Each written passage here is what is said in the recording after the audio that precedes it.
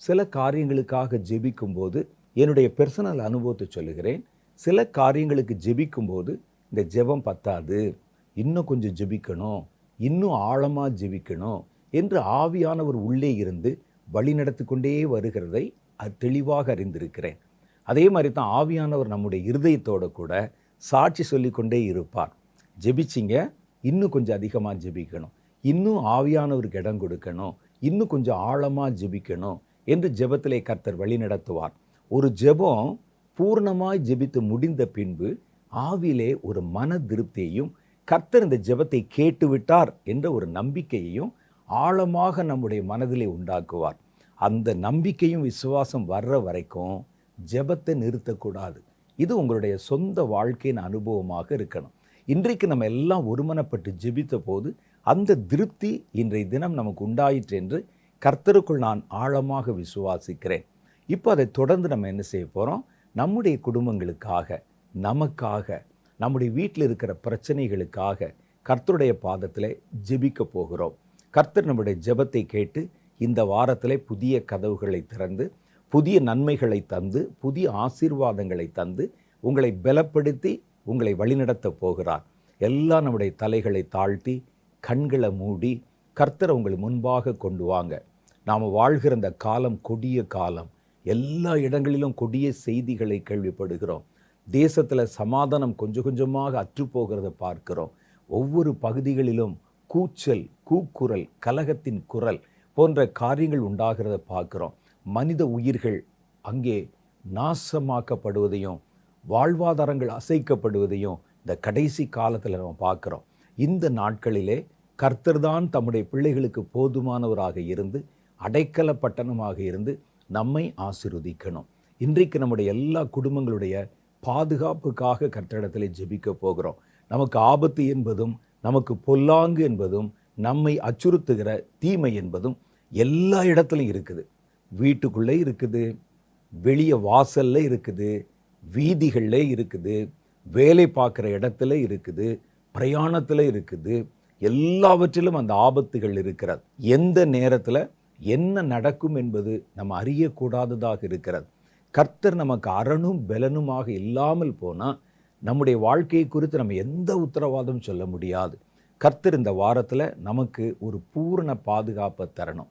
கர்த்தர் நகரத்தை காவாராகில் காவலாளர்கள் கண் விழித்திருக்கிறது விருதா என்று வேதம் சொல்லுகிறது. இப்போ உங்களுடைய குடும்பத்தை கர்த்தருடைய கரத்திலே கொண்டு வாங்க. உங்களுடைய குடும்பத்தின் மேலே கர்த்தர் தம்முடைய பறந்து காக்கிற பட்சியின் செட்டை வைத்து மூடிக்கொள்ளும்படிக்காக அதை பூர்ணமாக ஒப்பு கொடுங்க. இப்போ ஒரு தேவ பிரசன்னம் உங்கள் குடும்பத்தின் மேல் இறங்குகிறதை பார்க்கிறீர்கள். ஒரு தாய் பறவையின் செட்டை தம்முடைய குஞ்சுகளை மூடி பாதுகாப்பதைப் போல தேவனுடைய பிரசன்னம் ஒரு செட்டை மூடுவதைப் போல உங்களை மூடிக்கொள்வதை உங்களால் உணர முடிகிறது. உங்கள் குடும்பத்தை மூடுகிறது, உங்களுடைய வீட்டை மூடுகிறது, உங்களுக்கு சொந்தமான ஒவ்வொன்றையும் அது மூடுகிறது, உங்களுடைய பிள்ளைகளை மூடுகிறது, குடும்பத்தில் இருக்கிற ஒவ்வொருவரையும் அது மூடுகிறது. சாத்தானுடைய வல்லடிகளுக்கும் சாத்தானுடைய பொல்லாத கிரியைகளுக்கும் தப்பித்து கொள்ளும்படிக்காக கர்த்தருடைய செட்டை நமக்கு போதுமான அரணாகவும் அரணிப்பான பட்டணமாகவும் விளங்குகிறது. அந்த பிரசன்னம் இறங்குவதற்கு இடம் கொடுங்க. அந்த பிரசன்னத்தை உங்கள் மேலே வரும்படிக்கு வற்புறுத்தி அழையுங்க. கர்த்தாவே, நீர் எங்கள் மேல் கண்களை வைத்து எங்களுக்கு ஒரு நம்பிக்கை, ஒரு பாதுகாப்பை தராவிட்டால் நாங்கள் இரவு நேரத்திலும் பகல் நேரத்திலும் கண் விழித்து பாதுகாப்பது விருதா என்று அறிந்திருக்கிறோம். ஆண்டவரே, எங்களுடைய பலத்தை நம்பி அல்ல, எங்களுடைய பராக்கிரமத்தை நம்பி அல்ல, எங்களுடைய ஆற்றலை நம்பி அல்ல, தேவனுடைய கிருபையை நம்பி, கர்த்தருடைய வல்லமையை நம்பி, தேவனுடைய இரக்கத்தை நம்பி எங்கள் குடும்பத்தை முற்று முழுவதுமாக ஒப்பு கொடுக்கிறோம். ஆண்டவரே, எங்களுடைய குடும்பத்தை கர்த்தர் ஆசீர்வதிங்க. இன்னைக்கு உங்களுடைய வீட்டை முதல்ல கர்த்தருடைய பாதத்தில் தாங்க. அந்த வீட்டின் மேலே கர்த்தருடைய பாதுகாக்கிற பலன் வரணும். கர்த்தர் விரும்பாத எந்த ஒரு காரியமும் உங்கள் வீட்டுக்குள்ளேயும் உங்கள் குடும்பத்துக்குள்ளேயும் நுழையவே கூடாது. கர்த்தருடைய செட்டை அதை மூடிக்கொள்ளணும். கர்த்தர் பலனான தம்முடைய வேலிகளை அமைத்து உங்கள் குடும்பத்தை சூழ பாளையம் இறங்கியிருக்கணும். கர்த்தர் யோபுவின் வீட்டை சுற்றிலும் வேலி அடைத்ததைப் போல உங்கள் குடும்பத்தை சுற்றிலும் ஒரு வேலி போடணும். கர்த்தருடைய கரத்தில் ஒப்பு கொடுங்க. ஆண்டவரே, இந்த குடும்பங்களை நீர் கண்ணோக்கி பாரும். அந்த குடும்பங்களை சுற்றிலும் உம்முடைய ஆவிக்குரிய ஒரு வேலியை அமைத்தருளும். கர்த்தரை தாண்டி, கர்த்தரை மீறி எந்த ஒரு தீமையும் உள்ளே நுழைந்து விடாதபடி கர்த்தர் பலத்த அரணாக கோட்டையாக இருந்து இந்த குடும்பத்தை நீர் பாதுகாக்கும்படிக்காக ஜெபிக்கிறேன். இந்த குடும்பத்தின் மேல் சத்துரு பெலன் கொள்ளாதபடிக்கும், இந்த வீட்டிற்குள்ளே சத்துருவானுடைய பிரசன்னமோ சத்துருனுடைய தந்திரமோ நுழையாதபடிக்கு கர்த்தர் தம்முடைய செட்டையின் மறைவினாலே இந்த குடும்பத்தை, வீட்டை நீர் மூடிக்கொள்வீராக. எந்த ஆபத்துகளுக்கும் விலக்கி இந்த குடும்பத்தை நீர் பாதுகாக்கும்படிக்காக ஜெபிக்கிறேன். குடும்பத்துக்குள்ளே எந்த தீமையோ எந்த விபத்தோ எந்த ஒரு பொல்லாத காரியமோ வந்துவிடாதபடி எங்கள் வீட்டின் அரண்களை சூழ நீர் பாளையம் இறங்கும்படிக்காக நாங்கள் ஜெபிக்கிறோம். பாதுகாக்கிற தேவனே, காக்கிற தேவனே, உம்முடைய காக்கும் கரங்கள் இப்பொழுது இந்த குடும்பங்கள் மேல் இறங்கும்படிக்கு நான் ஜெபிக்கிறேன் ஆண்டவரே. அடுத்ததாக இந்த குடும்பத்தார் ஆண்டவரை செய்கிற எல்லா பிரயாணங்களையும் கர்த்தருடைய கரத்தில் ஒப்பு கொடுக்கிறேன். ஒருவேளை தங்களுடைய அலுவலக பணிக்காக தினசரி அவர்கள் செய்கிற பிரயாணமாக இருக்கலாம். காரில் போகலாம், 2 வீலரில் போகலாம், நடந்து போகலாம், அல்லது வேறு வாகனங்களிலே போகலாம், ட்ரெயினில் போகலாம். அவர்கள் எப்படி பிரயாணம் செய்தாலும் அந்த பிரயாணங்களிலே ஒரு பூரண பாதுகாப்பு வெளிப்பட கர்த்தராகிய தேவன் அவர்களுக்கு அனுக்கிரகம் தர வேண்டும். அவர்களுடைய போக்கையும் வரத்தையும் ஆசீர்வதிப்பேன் என்று சொன்ன வாக்குத்தத்தம் இந்த குடும்பங்கள் மேல் நிறைவேறணும் ஆண்டவரே. இந்த வார்த்தைகளை கேட்கிற, இந்த ஜெபத்துக்குள்ளே பிரவேசித்திருக்கிற, கர்த்தருடைய பாதுகாப்பை எதிர்பார்க்கிற ஒருவர் மேலும் தீமை அனுமதிக்கப்படாதபடி கர்த்தர் அவருடைய போக்கையும் வரத்தையும் பாதுகாத்து காத்து கொள்ளும்படிக்காக நான் ஜெபிக்கிறேன். சத்ருவானவன் வைக்கிற எந்த கண்ணியிலும் எங்களுடைய கால்கள் சிக்கிக்கொள்ளாதபடி கர்த்தருடைய வலக்கரம் எங்களை பாதுகாத்து வழிநடத்தட்டும். எங்களுடைய அலுவலகங்களிலே கர்த்தருடைய பாதுகாப்பு வெளிப்பட நீர் உதவி செய்தருளும் ஆண்டவரே. கர்த்தருடைய பிரசன்னம் எங்களுடைய ஒவ்வொரு காரியத்திலும் பாதுகாப்பை தரட்டும். ஒருவேளை உம்முடைய பிள்ளைகள் வியாபாரம் செய்கிறவர்களாக இருந்தால் அவர்களுக்கு அந்த வியாபாரத்தில் ஒரு பூரண பாதுகாப்பை தாரும். எதிர்பாராத நஷ்டங்கள், எதிர்பாராத கஷ்டங்கள், வஞ்சகங்கள் எது ஒன்றும் வந்து அவருடைய வாழ்வாதாரத்தை பாதித்து விடாதபடி அவருடைய வாழ்வாதாரத்திற்கென்று கர்த்தர் கொடுத்திருக்கிற எல்லா விதமான நம்பிக்கைகளையும் நீர் பூரணமாய் பாதுகாத்து கொண்டிருளும் ஆண்டவரே. தேவனுடைய கரம் அப்படிப்பட்ட அற்புதங்களை நிறைவேற்றும்படிக்காக நான் ஜெபிக்கிறேன் ஆண்டவரே. உம்முடைய பிள்ளைகள் செய்கிற ஊழியத்தில் ஒரு பாதுகாப்பை தந்திரலும். ஒருவேளை இந்த வார்த்தைகளை கேட்கிறவர்கள் சிறிதும் பெரிதுமான ஊழியத்தை செய்யலாம். ஒருவேளை ஒரு சபையை நடத்தலாம், ஒருவேளை ஒரு சுவிசேஷ குழுவை வைத்திருக்கலாம், ஒரு ஜெப குழுவை வைத்திருக்கலாம். அவருடைய ஊழியங்கள் முழுவதிலும் ஒரு பாதுகாப்பு இறங்கி வருவதாக, மனிதர்களாலேயோ பொல்லாத பிசாசுகளினாலேயோ தீமை செய்கிற ஆவியினாலேயோ அவருடைய ஊழியங்களுக்கு எந்த ஒரு தீமையும் எந்த ஒரு பாதிப்பும் வராதபடி கர்த்தர் பாதுகாக்கிற தம்முடைய தூதர்களை பாளையமிறங்க பண்ணுவீராக. உம்முடைய பிள்ளைகள் விடுதலையோடு தேவனுடைய ஊழியத்தை நிறைவேற்ற கர்த்தராகிய தேவன் அவர்கள் பாதைகள் முழுவதிலும் உம்முடைய பாதுகாக்கிற பெலனை நீர் கட்டளிடும்படிக்காக நான் ஜெபிக்கிறேன் ஆண்டவரை. பள்ளிக்கு செல்லுகிற உம்முடைய பிள்ளைகளுக்காக ஸ்தோத்திரம். அவர்களை உம்முடைய பாதுகாக்கிற கரத்திலே ஒப்பு கொடுக்கிறேன். எங்கள் குழந்தைகளை பாதுகாத்தருளும். எங்கள் குழந்தைகளுடைய போக்கிலும் வரத்திலும் கூட இருந்தருளும். அவர்கள் கல்வி கற்கிற இடத்துல ஒரு பாதுகாப்பை நீர் அவர்களுக்கு தந்திரலும். தேவனுடைய பரிசுத்த பெலன் உம்முடைய பிள்ளைகளுக்கு போதுமானதாக இருக்கட்டும். சத்ருவானவன் எந்த விதத்திலும் எங்கள் குழந்தைகள் மேல் பெலன் கொள்ளாதபடி எங்கள் பிள்ளைகளை பாதுகாக்கிற தூதர்களை நீர் அனுப்பி அவர்களை பூரண பாதுகாப்போடு காத்து கொள்ளும்படி ஜெபிக்கிறேன். எங்கள் குடும்பங்களில் இருக்கிற வாலிபர்களை பாதுகாத்து கொண்டறலும். வாலிபர்கள் தங்களுடைய நண்பர்களோடையோ அல்லது அவர்கள் வேறு காரியங்களோடையோ வெளி உலகத்தோடு ஒரு தொடர்பு வைக்கும்போது எந்த தீய காரியமோ எந்த தீய பழக்கமோ அவர்களுடைய வாழ்க்கையில ஆண்டவரை ஒட்டி வந்து விடாதபடி நீர் பாதுகாக்கும்படிக்காக நான் ஜெபிக்கிறேன். எங்கள் கால்களை பாதுகாத்தருளும். நம்முடைய பிள்ளைகளுடைய இருதயத்தை பாதுகாத்தருளும். அவருடைய எண்ணங்களை பாதுகாத்தருளும். வாலிப வயதில் தம்முடைய பிள்ளைகள் தங்களுடைய வாழ்வை காத்துக்கொள்ள கர்த்தர் உதவி செய்தருளும். வாலிபன் தன் வழியை எதனால் சுத்தம் பண்ணுவான் என்று வேதத்தில் சொல்லப்பட்டதைப் போல உம்முடைய வசனத்தின்படி தங்களை காத்து கொள்ளுகிற அனுபவத்தை அவர்களுக்கு தந்து அவர்களை பாதுகாக்கும்படிக்காக ஜெபிக்கிறேன். எங்கள் குடும்பங்களில் இருக்கிற வயதானவர்களை பாதுகாத்து கொண்டருளும். இந்த கொடிய வெயில் காலத்தில் அவர்கள் மேலே எந்த விதமான வியாதிகளோ எந்த விதமான பலவீனங்களோ சரீர உபத்திரவங்களோ பெலன் கொள்ளாதபடி அவருடைய ஆரோக்கியத்தை பாதுகாத்து கொண்டருளும். அவருடைய நம்பிக்கையை பாதுகாத்து கொண்டருளும். அவர்களுக்கு நீர் கொடுத்திருக்கிற அந்த வல்லமையை பெலனை பாதுகாத்து கொண்டருளும். கர்த்தருடைய கரத்திலே அவர்களை நான் ஒப்பு கொடுத்து ஜெபிக்கிறேன். ஆண்டவரே, உமக்கென்று ஓடி உழைத்து ஊழியம் செய்கிற உம்முடைய பிள்ளைகள், அவர்களுக்கு நீர் கொடுத்த நல்ல வரங்கள், நல்ல அழைப்பு, நல்ல தாளந்து, இவைகள் எது ஒன்றையும் இழந்து விடாதபடி கர்த்தருடைய ஆவியானவர் அவர்களை பாதுகாக்கும்படிக்காக நான் ஜெபிக்கிறேன். காக்கிற தேவன் கூட இருப்பீராக. சத்துருவானவன் யார் விழுவான் என்று கெர்ஜிக்கிற சிங்கம் போல எதிர்பார்த்து காத்திருக்கிறான். அவர்களுடைய வரங்களை குழப்புவதற்கும் வல்லமைகளை பகிஷ்கரித்துக் கொள்வதற்கும் அவன் வைக்கிற எல்லா கண்ணிகளில் இருந்தும் உம்முடைய பிள்ளைகளுடைய கால்கள் தப்பிக்கொள்ளும்படி ஒரு பாதுகாப்பை நீர் அவர்களுக்கு தந்து ஆசீர்வதிக்கும்படிக்காக நான் ஜெபிக்கிறேன். தேவனுடைய பிரசன்னம் இந்த குடும்பங்களோடு எப்பொழுதும் நிறைந்திருக்கட்டும். ஊழியக்காரர்களோடு எப்பொழுதும் அது நிறைந்திருக்கட்டும். கர்த்தருடைய செட்டையை தாண்டி கர்த்தருடைய கரத்தில் நாங்கள் இருந்தால் கிறிஸ்துவனுடைய அன்பை விட்டு எங்களை பிரிப்பவன் யார் என்று வேதம் கேட்கிறதே. நாங்கள் பிரிந்து விடாதபடி கர்த்தர் தம்முடைய கரத்தில் எங்களை பாதுகாத்து அடக்கி நடத்தும்படிக்காக ஜெபிக்கிறோம். தேவனுடைய பிரசன்னத்திற்கும் கர்த்தருடைய வழிநடத்தலுக்கும் கர்த்தருடைய ஆலோசனைக்கும் தேவ பாதுகாப்புக்கும் உம்முடைய பிள்ளைகள் ஒவ்வொருவரையும், முழங்கால் படிட்டு இருக்கிற ஒவ்வொருவரையும், ஜெபிக்கிற ஒவ்வொருவரையும், இருதயத்தை உம்மோடு கூட பொருத்துகிற ஒவ்வொருவரையும் ஒப்பு கொடுத்து ஜெபிக்கிறேன். கர்த்தருடைய பிரசன்னத்தில் நிற்கிற ஊழியக்காரனாகிய நான் இவர்கள் ஒவ்வொருவரையும் பேராய் உம்முடைய கரத்திலே ஒப்பு கொடுத்து ஜெபிக்கிறேன். தேவனுடைய நிழல் அவர்களை மூடிக்கொள்ளட்டும். கர்த்தருடைய சத்தியம் அவர்களை பாதுகாக்கட்டும். தேவனுடைய வசனம் அவர்களை சீரான பாதையிலே நடத்தட்டும். எல்லா பொறுப்புகளையும் கர்த்தர் எடுத்துக்கொள்ளும்.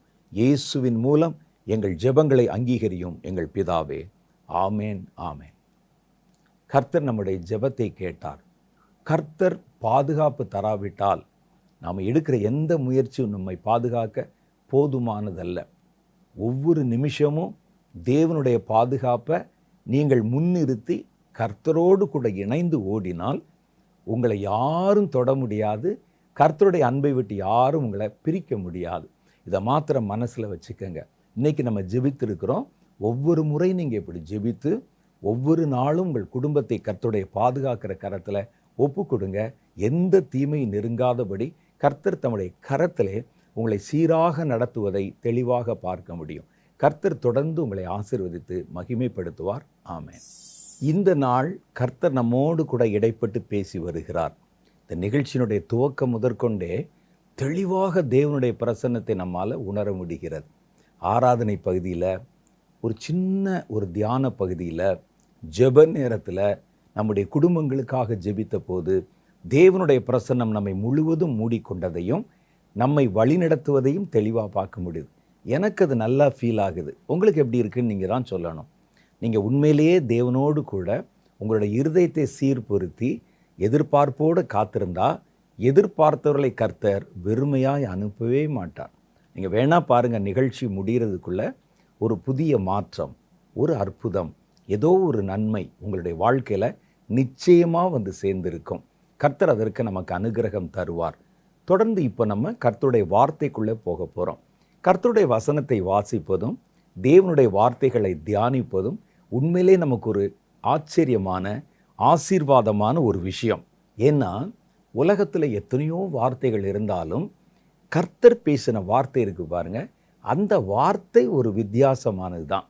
உலகத்தில் எவ்வளவோ பேர் எவ்வளோ வார்த்தைகளை பேசியிருக்கிறாங்க.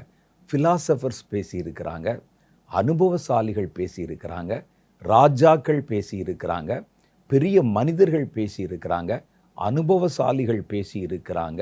இவர்கள் எத்தனையோ பேர் விஞ்ஞானிகள் பேசியிருக்கிறாங்க, ஞானிகள் பேசியிருக்கிறாங்க.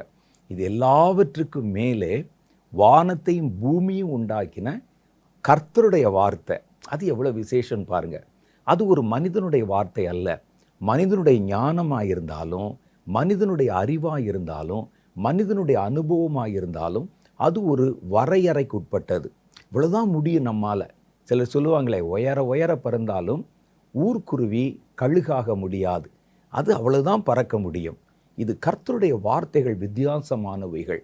அந்த வார்த்தைகளை நம்ம ஆழ்ந்து தியானிக்க தியானிக்க தியானிக்க புதிய புதிய காரியங்கள் வெளிப்படுவது மாத்திரமல்ல, அந்த வார்த்தைக்குள்ளே இருக்கிற ஜீவன் நம்முடைய ஜீவனோடு கூட உறவாடுகிறதை பார்க்க முடியும்.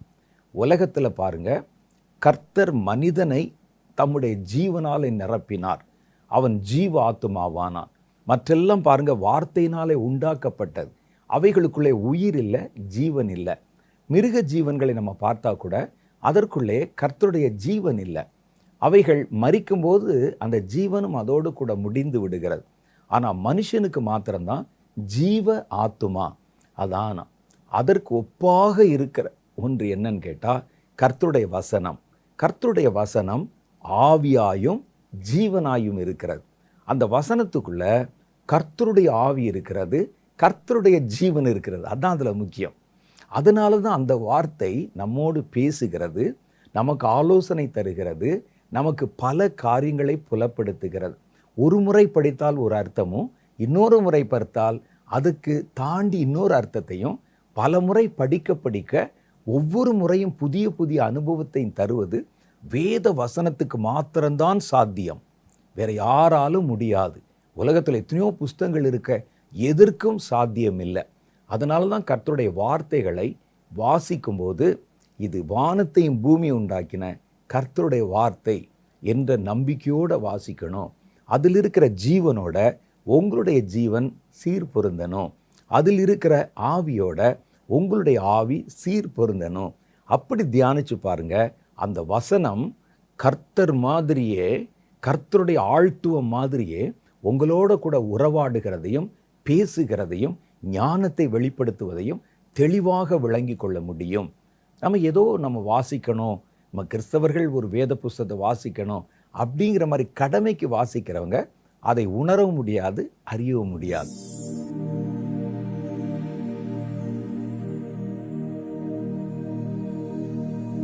சரி, இன்னைக்கு கர்த்தருடைய வசனத்தில் ஒரு புதிய வார்த்தை எடுத்து நம்முடைய தியானத்திற்காக எடுத்துக்கொள்ள போகிறோம்.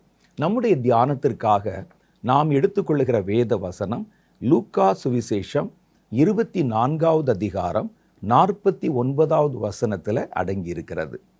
என் பிதா வாக்குத்தத்தம் பண்ணினதை இதோ நான் உங்களுக்கு அனுப்புகிறேன். லூக்கா 24:49 படிக்கிறேன். ரொம்ப நேரம் தேடக்கூடாது, உடனே பைபிள் எடுத்து அதை பார்க்கணும். லூக்கா 24:49 என் பிதா வாக்குத்தத்தம் பண்ணினதை இதோ நான் உங்களுக்கு அனுப்புகிறேன், நீங்களோ உன்னதத்திலிருந்து வரும் பெலனால் தரிப்பிக்கப்படும் வரைக்கும் எருசலேம் நகரத்தில் இருங்கள் என்றார். பாருங்க, பிதாவின் வாக்குத்தத்தம். இதுதான் இன்னைக்கு நம்ம தியானத்திற்கென்று எடுத்துக்கொள்ளுகிற வேத வசனத்தில் ஒரு வார்த்தை. வாக்குத்தத்தங்கள் பல்வேறு வகைப்படுகின்றன. ஆனால் இந்த வாக்குத்தத்தம் ஸ்பெசிஃபிக்காக இருக்கிற வாக்குத்தத்தங்கள் எல்லாவற்றிலும் ஒரு உன்னத நிலை வாக்குத்தத்தமாக இருக்கிறது. அந்த வாக்குத்தத்தத்தை குறித்து இயேசு சொல்லும்போது சொல்றாரு, அந்த வாக்குத்தத்தம் பிதாவின் வாக்குத்தத்தம். ஸ்பெசிஃபிக்காக ஒவ்வொரு மனிதர்களுக்கும் பிதாவானவர் வாயிலிருந்து புறப்பட்ட ஒரு வாக்குத்தத்தம். வாக்குத்தத்தத்தை பற்றி நமக்கு சில காரியங்கள் இருக்கிறது. வாக்குத்தத்தம்னா என்ன என்று உங்களுக்கு தெரியும். தேவன் தாம் செய்ய போகிற ஒரு காரியத்தை நமக்கு முன்பாகவே வெளிப்படுத்தி சொல்வதுக்கு பேர் தான் வாக்குத்தத்தம். நான் இதை தருவேன், கொடுப்பேன் என்று சொல்லுவது. அது மனிதனுக்கு மனிதன் வித்தியாசப்படும். எல்லா வாக்குத்தத்தமும் எல்லாருக்கும் உரியதல்ல. ஆபிரகாமுக்கு ஒரு வாக்குத்தத்தம் இருக்கும், ஈசாக்குக்கு ஒரு வாக்குத்தத்தம் இருக்கும், யாக்கோபுக்கு ஒரு வாக்குத்தத்தம் இருக்கும். வாக்குத்தத்தங்கள் அந்தந்த சூழ்நிலையிலே அந்தந்த மனிதர்களுக்கு உரிய காரியங்கள். சிலர் விடாப்பிடியாக யாருக்காவது சொன்ன வாக்குத்தத்தத்தை எனக்கும் தாருங்கள் என்று சொல்லி ஜெபம் பண்ணிட்டு இருப்பாங்க. ஆனால் உங்களுடைய சூழ்நிலைக்கு, உங்களுடைய தகுதிக்கு, உங்களுக்கு என்ன கொடுக்கணும், நீங்கள் எதை பெற்றுக்கொள்ள தகுதியானவர்கள், உங்களுடைய ஓட்டம், உங்களை கர்த்தர் பயன்படுத்த போகிற விதம், இவைகளெல்லாம் கர்த்தர் கால்குலேட் பண்ணி உங்களுக்குன்னு ஸ்பெசிஃபிக்காக சில வாக்குத்தத்தங்களை வச்சுருப்பாங்க. இதை நம்ம யாரும் தேடுறது இல்லை. நம்ம என்ன செய்கிறோன்னா, ரெடிமேடாக இருக்கிற வாக்குத்தத்தங்களை எடுத்துக்கொண்டு அந்த வாக்குத்தத்தத்தை பிடித்து கொண்டு எனக்கு வேணும் வேணும் வேணும் கேட்குறோம். ஆனால் கர்த்தர் எப்பொழுதும் என்ன செய்கிறார் என்றால், அவனுடைய தகுதி, என்னைய கர்த்தர் எப்படி உருவாக்கணும், என்னைய கர்த்தர் எப்படி பயன்படுத்தணும், இன்னும் எதிர்காலத்தில் ஊழியத்தில் எத்தனையோ ஊழியம் இருக்குது, என்னை எப்படி பயன்படுத்தணும் என்று கர்த்தர் ஒரு நோக்கம் வச்சுருப்பார்ல. அந்த நோக்கத்திற்கு ஏற்ற வாக்குத்தத்தங்களை கர்த்தர் எனக்கென்று வைத்திருப்பார். அதை நான் கேட்கணும், எனக்கு என்ன வாக்குத்தத்தம். அப்போ சொல்வார், நான் உன்னை இந்த மாதிரி அழைக்க போகிறேன், இப்படி பயன்படுத்த போகிறேன், அதனால் அந்த வாக்குத்தத்தம், உனக்குரிய வாக்குத்தத்தத்தை நான் தருகிறேன் அப்படின்னு கர்த்தர் சொல்வார். அது ஒரு இலக்கு. அதை நோக்கி நீங்கள் நகர்த்தப்படும் போது அந்த வாக்குத்தத்தத்தை நீங்கள் சுதந்திரித்துக் கொள்ளுகிறீர்கள். அப்போ வாக்குத்தத்தம் ஆளுக்கு ஆள் வித்தியாசப்படும். அப்போ அதனால நம்ம இது நமக்குரிய வாக்குத்தத்தமா என்று கவனித்து அந்த வாக்குத்தத்தத்தை பெற்றுக்கொள்ளணும். அது சில வாக்குத்தத்தங்கள் அப்படி. குறிப்பாக பாருங்களேன், ஆபிரகாமை பார்த்து கர்த்தர் ஒரு வாக்குத்தத்தம் சொல்லுகிறார். நீ உன்னுடைய இனத்தை, ஜனத்தை, தகப்பன் வீட்டை விட்டு புறப்படு, நான் உன்னை பெரிய ஜாதியாக்குவேன். வானத்து நட்சத்திரங்களை எண்ணக்கூடுமானால் எண்ணிப்பார், அவைகளுடைய தொகைக்கு ஈடாக உன் சந்ததியை நான் பெருக பண்ணுவேன். இந்த வாக்குத்தத்தத்தை கர்த்தர் ஆபிரகாமுக்கு பேசினார். நீங்கள் அதுக்கு கீழே கோடு போட்டு வச்சுக்கிட்டு, கர்த்தாவே இந்த வாக்குத்தத்தத்தை எனக்கு தாரும், எனக்கு சுதந்திரமாக தாருன்னு சொன்னால், நீங்கள் வானத்து நட்சத்திர அளவுக்கு சந்ததியை பெருக்கி என்ன செய்ய போகிறீங்க? அது ஆபிரகாமுக்கு கொடுத்தது. அவரிடத்திலிருந்து 12 ஜாதிகள், ஒரு தேசம், கர்த்தர் வெளிப்பட போகிற தேசம் வரப்போகுது. அதுதான் ஆபிரகாமுக்கு கர்த்தர் கொடுத்த இலக்கு. அதனால அது ஒரு வாக்குத்தத்தத்தை கர்த்தர் கொடுத்தார். அப்போ அது ஆளுக்கு ஆள் வித்தியாசப்படும். அப்போ எனக்கு என்று, என் தகுதிக்கென்று, என் ஓட்டத்திற்கென்று ஒவ்வொரு நபருக்கும் கர்த்தர் வாக்குத்தத்தங்களை வைத்திருப்பார். அதை நீங்கள் பெற்றுக்கொள்ளணும். அந்த அப்போ அழைப்பில் வித்தியாசம் இருக்குது. அடிமையாய் அழைக்கப்பட்டிருந்தால் அதற்கென்று ஒரு வாக்குத்தத்தம், சுயாதீனனாய் அழைக்கப்பட்டிருந்தால் அதற்கென்று ஒரு வாக்குத்தத்தம். நீங்கள் அதை விட்டுட்டு எல்லாரையும் யாருக்கோ கொடுத்தது நமக்கு நன்மையாக தோன்றுகிறது என்பதற்காக அந்த வாக்குத்தத்தம் எனக்குரியது என்று சொல்லி நீங்கள் போராடக்கூடாது. உங்களுக்கு ஸ்பெசிஃபிக்காக என்ன கொடுக்குறாங்க என்பதை நீங்கள் கவனித்து பார்க்கணும். வேதத்தில் நீங்கள் வாசித்து பார்த்தா வாக்குத்தத்தங்களில் பல்வேறு விதமான வாக்குத்தத்தங்கள் இருக்கிறது. ஆரோக்கியத்தை பற்றி வாக்குத்தத்தம், செழிப்பை பற்றின வாக்குத்தத்தம், கர்த்தருடைய நடத்துதலை பற்றி வாக்குத்தத்தம், அழைப்பை பற்றின வாக்குத்தத்தம், பயன்படுத்துவதை பற்றின வாக்குத்தத்தம், வரங்களை பற்றின வாக்குத்தத்தம் என்று சொல்லிகிட்டே போகலாம். அவ்வளோ வாக்குத்தத்தங்கள் கர்த்தர் வச்சிருக்கிறார். இது நான் ஏற்கனவே சொன்ன மாதிரி மனிதருக்கு மனிதர் மாறுபடலாம். சில வாக்குத்தத்தங்கள் இருக்குது, அந்த வாக்குத்தத்தங்கள் எல்லாருக்கும் உரியது. இது ஒருத்தருக்குரியது, இன்னொருத்தருக்குரியது அப்படி இல்லை, எல்லாருக்கும் உரிய பொதுவான வாக்குத்தத்தம். அது மாதிரி சில வாக்குத்தத்தங்கள் இருக்குது. நாம் எல்லாம் பரிசுத்தம் உள்ளவர்களாக இருக்கணும்.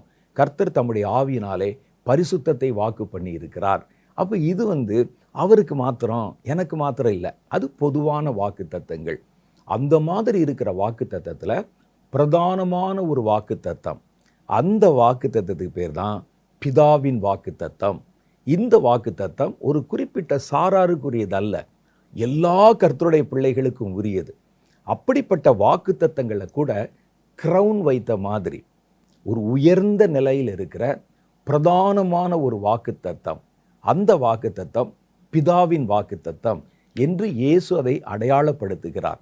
பாருங்க, மறுபடியும் இதே காரியத்தை நம்ம அப்போஸ்தலருடைய புஸ்தகம் 1வது அதிகாரம் 4, 5 ஆகிய வசனங்களில் வாசிக்க முடியும்.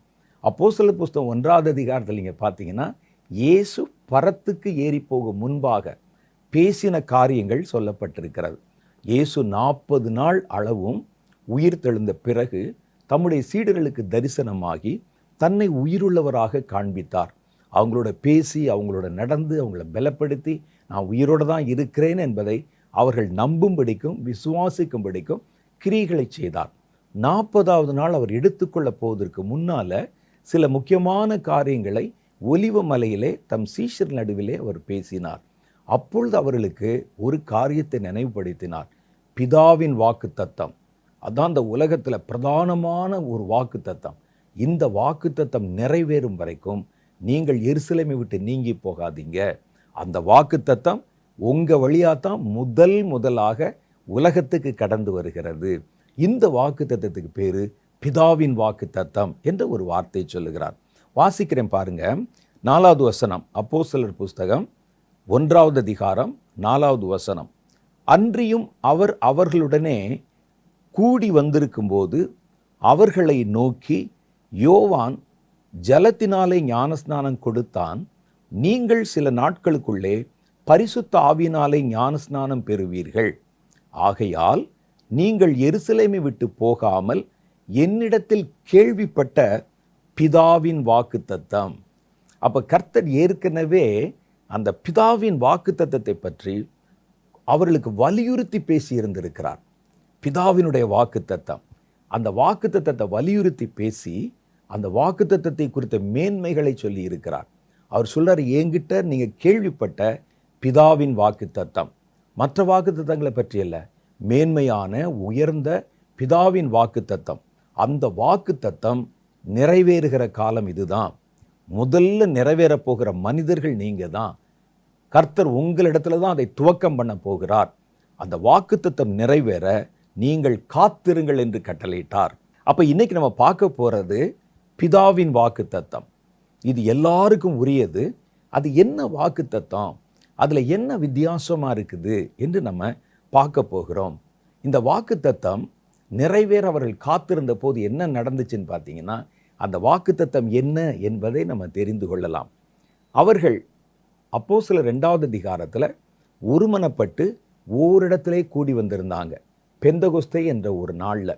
அந்த நாளில் வாக்குத்தத்தம், பிதாவின் வாக்குத்தத்தம் நிறைவேறியது. எப்படி அப்படின்னு கேட்டால், வானத்தையும் பூமி உண்டாக்கின தேவன் ஆவியின் ரூபமாக மனிதர்களுக்குள் வாசம் பண்ண இறங்கி வந்தார். மனிதர்களோட எல்லா நேரமும் அவங்களோட இருந்து இயங்கி வாசம் செய்ய ஆரம்பித்தார். அப்போ கர்த்தர் கொடுத்த பிதாவின் வாக்குத்தத்தம் என்றால் என்னன்னா, கர்த்தர் முழுவதுமாக உலகத்தின் முடிவு பரியந்தம் சதா சர்வ நாட்களிலும் நான் உங்களோடு இருக்கிறேன் என்று சொன்னதை போல கர்த்தர் நம்மோடு கூட தங்கி தாபரிக்கிறது தான் அந்த வாக்குத்தத்தம். பழைய ஏற்பாட்டு காலத்தில் நீங்கள் பார்த்தீங்கன்னா ஒரு வித்தியாசமான காரியத்தை நீங்கள் பார்க்க முடியும். கர்த்தர் சிலரை அபிஷேகம் பண்ணி இருந்தார். எல்லாரையும் இல்லை, சிலரை அபிஷேகம் பண்ணி இருந்தார். அந்த அபிஷேகம் சில காலகட்டங்களில் தான் இயங்குகிறதை பார்க்க முடிந்தது. ஒரு சிம்சோனை நீங்கள் உதாரணமாக எடுத்து பார்த்தீங்கன்னா, அவர் எப்பொழுதெல்லாம் கர்த்தரால் பயன்படுத்தப்பட்டாரோ அப்பத்தான் அந்த அபிஷேகம் அவருக்குள்ளே இறங்கி அந்த வேலையை செய்ய வச்சுட்டு அவரை விட்டு போய்விடுகிறது அந்த அபிஷேகம். ஆனால் பிதா வாக்குத்தத்தம் பண்ணின நீங்களும் நானும் பெறுகிற அபிஷேகம் ஒரு வேலையை மாத்திரம் செய்ய வைப்பதற்கான அபிஷேகம் அல்ல, ஒரு ஊழியத்தை மாத்திரம் செய்ய வைப்பதற்கான அபிஷேகம் அல்ல. அந்த ஊழியத்தை செஞ்சு முடித்த உடனே அந்த அபிஷேகம் நம்மை விட்டு நீங்கி போவதும் மறுபடியும் அந்த வேலையை செய்யும்போது நம்மோடு இறங்கி வருவதுமான அனுபவத்தை தருவது அல்ல. புதிய ஏற்பாட்டு காலத்தில் மனிதர்களோட தேவன் தங்கி 24 மணி நேரமும் உலகத்தின் முடிவு பரியந்தமும் நம்மோடு கூட இருப்பதாக கர்த்தர் ஒரு வாக்குத்தத்தம் கொடுக்கிறார். அப்போ இந்த வாக்குத்தத்தம் வித்தியாசமானது. பாருங்கள், இந்த அபிஷேகத்துக்கும் பழைய ஏற்பாட்டு கால அபிஷேகத்துக்கும் நிறைய வித்தியாசம் உண்டு. ஏனென்றால் இந்த புதிய ஏற்பாட்டு கால அபிஷேகம் ஒரு மனிதனை கர்த்தருடைய பிள்ளையாக மாற்றுகிறது. அதான் முக்கியம். அவர் மறுபடியும் நமக்கு பயப்படுகிற ஆவியை தராமல் அப்பா பிதாவே என்று அழைக்கக்கூடிய புத்திர சுவீகாரத்தின் ஆவியை கொடுத்தார் என்று வேத புஸ்தகத்தில் போட்டிருக்கு. அப்போ அவர் நமக்கு பயப்படும்படிக்கு ஆவியை தராம, அப்போ முந்தின நாட்களில் கர்த்தர் அந்த பரிசுத்த ஆவியை தந்தபோது அதை அவர் அவர்களுக்கு கொடுத்து தம்முடைய வேலையை நிறைவேற்றுவதற்கான அந்த அபிஷேகத்தை கொடுத்தார். நீங்கள் பழைய ஏற்பாட்டு கால பக்தர்களை நீங்கள் பார்த்தீங்கன்னா பெரும்பான்மையானவர்கள் கர்த்தரை அப்பா பிதாவின்னு அழைச்சி ஜெபம் பண்ணியிருக்க மாட்டாங்க. ஆண்டவரே, கண்மலையே, கோட்டையே, துருகமே, எஜமானனே, அப்படித்தான் கர்த்தரை கூப்பிட்டுருப்பாங்க. ஏன்னா அவர்களுக்கும் கர்த்தருக்கும் இடையில் உண்டான தொடர்பை ஏற்படுத்துகிற ஆவியானவர் அவர்களை அவருக்கு வேலை செய்கிற ஊழியம் செய்வதற்கான வல்லமை தருகிற ஆவி. ஆனால் பிதாவின் வாக்குத்தத்தம் இருக்கு பாருங்க, அது உங்களை அப்பா பிதாவென்று அழைக்க வைக்கிற ஆவி. பழைய ஏற்பாட்டு காலத்தில் யாராவது ஒருவர் 2 பேர் அப்பா பிதாவேன்னு சொல்லி இருக்கலாம். அது அன்பின் மிகுதியினால சொல்லலாம் ஒழிய ஆவியில் ஒரு உரிமையோடு சொல்கிறாங்க பாருங்க. அந்த அபிஷேகம், அந்த வல்லமை பிதாவின் வாக்குத்தத்தத்திலே நமக்கு கொடுக்கப்படுகிறது. இந்த அபிஷேகம் ஒரு வேலை செய்யும்போது, நான் ஏன் சிம்சோனை உதாரணமாக சொன்னேன்னா, ஒவ்வொரு முறை கர்த்தர் அவரை பயன்படுத்தும் போதும் வேதத்தில் ஒரு வார்த்தை நீங்கள் வாசிப்பீங்க, கர்த்தருடைய ஆவி அவன் மேல் பலமாக இறங்கின போது. அப்போ இறங்குறதுக்கு முன்னால் அவர் எங்கே இருந்தார்? அவருக்குள்ளே அப்படியே தங்கி இருக்கலையா? அப்போ இறங்கின போது எசேக்கியேல் இடத்துல பாருங்க, கர்த்தருடைய கரம் அவர் மேலே இறங்கின போது. அப்போ இறங்கின போதுன்னா அப்போ அதுக்கு முன்னால் மேலே இருந்திருக்கிறாரு. அவர் உள்ளே இறங்கி பழைய ஏற்பாட்டு காலத்தில் நீங்கள் பார்க்குற எல்லா அனுபவத்திலையுமே கர்த்தருடைய ஆவியானவர் தம்முடைய ஊழியக்காரர்களிடத்தில் அந்த ஊழியங்கள் செய்யும்போது இறங்குவதை வழக்கமாக வைத்திருக்கிறார். அந்த வல்லமை இறங்கும், அந்த அபிஷேகம் இறங்கும். ஒரு தீர்க்க தரிசனம் சொல்லணுமா, அந்த நேரத்தில் அந்த அபிஷேகம் இறங்கும். சத்துருக்களை எதிர்க்கணுமா, ஜெயிக்கணுமா, சிம்சோன் போல அந்த நேரத்தில் அந்த அபிஷேகம் இறங்கும். அப்போ கர்த்தருடைய ஆவியானவர் பழைய ஏற்பாட்டு காலத்தில் கர்த்தருக்கும் அவருடைய ஜனங்களுக்கும் அல்லது அவருடைய ஊழியர்களுக்கும் நடுவில் ஊழியம் என்கிற ரீதியில் தான் கனெக்ட் ஆகியிருக்கிறாங்க. ஊழியம், அவன் ஊழியக்காரன். நீங்கள் எல்லா இடத்துலையும் பாருங்கள், என் தாசனாகிய மோசே, என் வேலைக்காரனாகிய யோசுவா, அப்படி தான் கர்த்தர் சொல்லியிருப்பார். ஆனால் புதிய ஏற்பாட்டு காலத்தில் அந்த அபிஷேகத்தில் ஒரு வித்தியாசம் வருகிறது.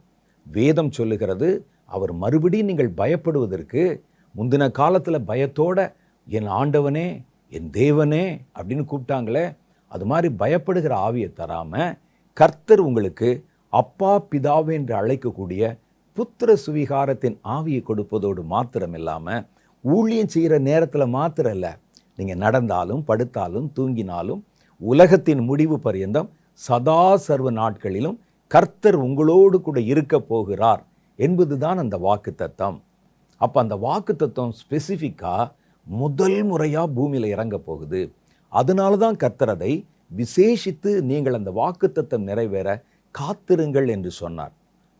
ஒருவேளை நம்ம நினைக்கலாம், அபிஷேகம் என்பதும் கர்த்தருடைய ஆவியானவர் ஜனங்கள் மேல் இறங்குவதும் என்பதும் பழைய ஏற்பாட்டு காலத்திலுமே நடந்தது தானே, இதில் என்ன புதுமை இருக்குது? 40 நாள் அவங்கள தயார் பண்ணி நீங்கள் 10 நாள் காத்திருங்கன்னு சொல்லி அவங்கள காத்திருக்க வைக்கிற அளவுக்கு எப்படி இருக்குது? இந்த அபிஷேகம் தான் எல்லா காலத்திலும் தானே இறங்கி இருக்கிறது என்று நீங்கள் பார்த்தா, மேலோட்டமாக பார்த்தா அது அபிஷேகம் மாதிரி தெரியும். ஆனால் இந்த சம்பவத்தில் தான் முதல் முறையாக பிதா நமக்கு வாக்குத்தத்தம் பண்ணின மனிதர்களும் கர்த்தரும் ஒருங்கிணைகிற, கர்த்தர் அவர்களோட வாசம் செய்கிற ஒரு அனுபவத்தை பற்றி அவர் அங்கே பேசுகிறார். அப்போ அந்த நாட்களில் கர்த்தருடைய ஜனங்கள் என்று அழைக்கப்பட்ட இஸ்ரவேலர்களில் குறிப்பாக கர்த்தர் யாரை ஊழியத்துக்கு தேர்ந்தெடுத்திருக்கிறாரோ அவர்கள் சிலரை தான் கர்த்தர் அபிஷேகம் பண்ணுகிறார். எல்லா இஸ்ரவேலர்களும் அபிஷேகம் பண்ணப்பட்டவர்கள் அல்ல. அதில் சிலர் ஊழியம் செய்கிறவங்க தான் பயன்படுத்தப்பட்டாங்க. ஆனால் புதிய ஏற்பாட்டு காலத்தில் பிதாவின் வாக்குத்தத்தம் என்பது அதெல்லாம் தாண்டி முழுசாக கர்த்தருடைய ஒரு ஆழ்த்துவத்தை நம்மோடு கூட ஸ்தாபித்து மனிதர்கள் நடுவிலே, மனிதர்களுடைய இருதயத்திலே கர்த்தர் வாசம் பண்ணுவது, அதுதான் அந்த வாக்குத்தத்தம். அது இந்த எருசலேம் மேலறை வீட்டு சம்பவத்துக்கு முன்னால் உலகத்தில் நடந்தது இல்லை.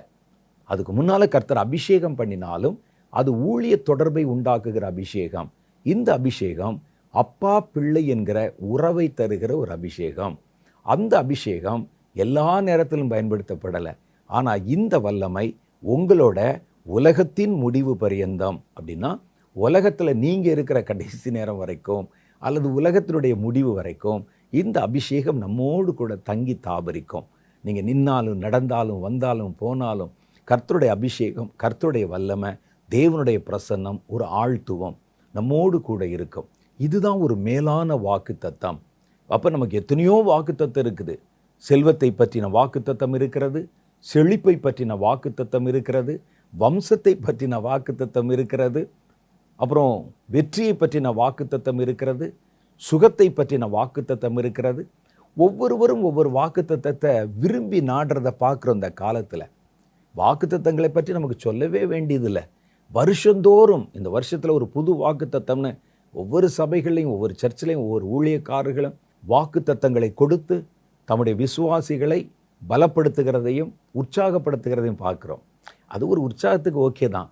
ஆனால் உண்மையிலே நீங்கள் பார்த்தீங்கன்னா இது எல்லாவற்றையும் தாண்டின ஒரு பிரதானமான ஒரு வாக்குத்தத்தம் இருக்கிறது.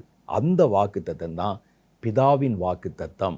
ஒரு சின்ன குட்டி கதை எனக்கு ஞாபகத்துக்கு வருகிறது. இன்றைக்கி நம்ம பாருங்கள், ஒவ்வொரு வாக்குத்தத்தத்தையும் தேடி தேடி தேடி தேடி போய் கொண்டிருக்கிறோம். செழிப்பை பற்றி இப்படி சொல்லியிருக்குது, அது மேலே கை வச்சு ஜெபம் பண்ணு.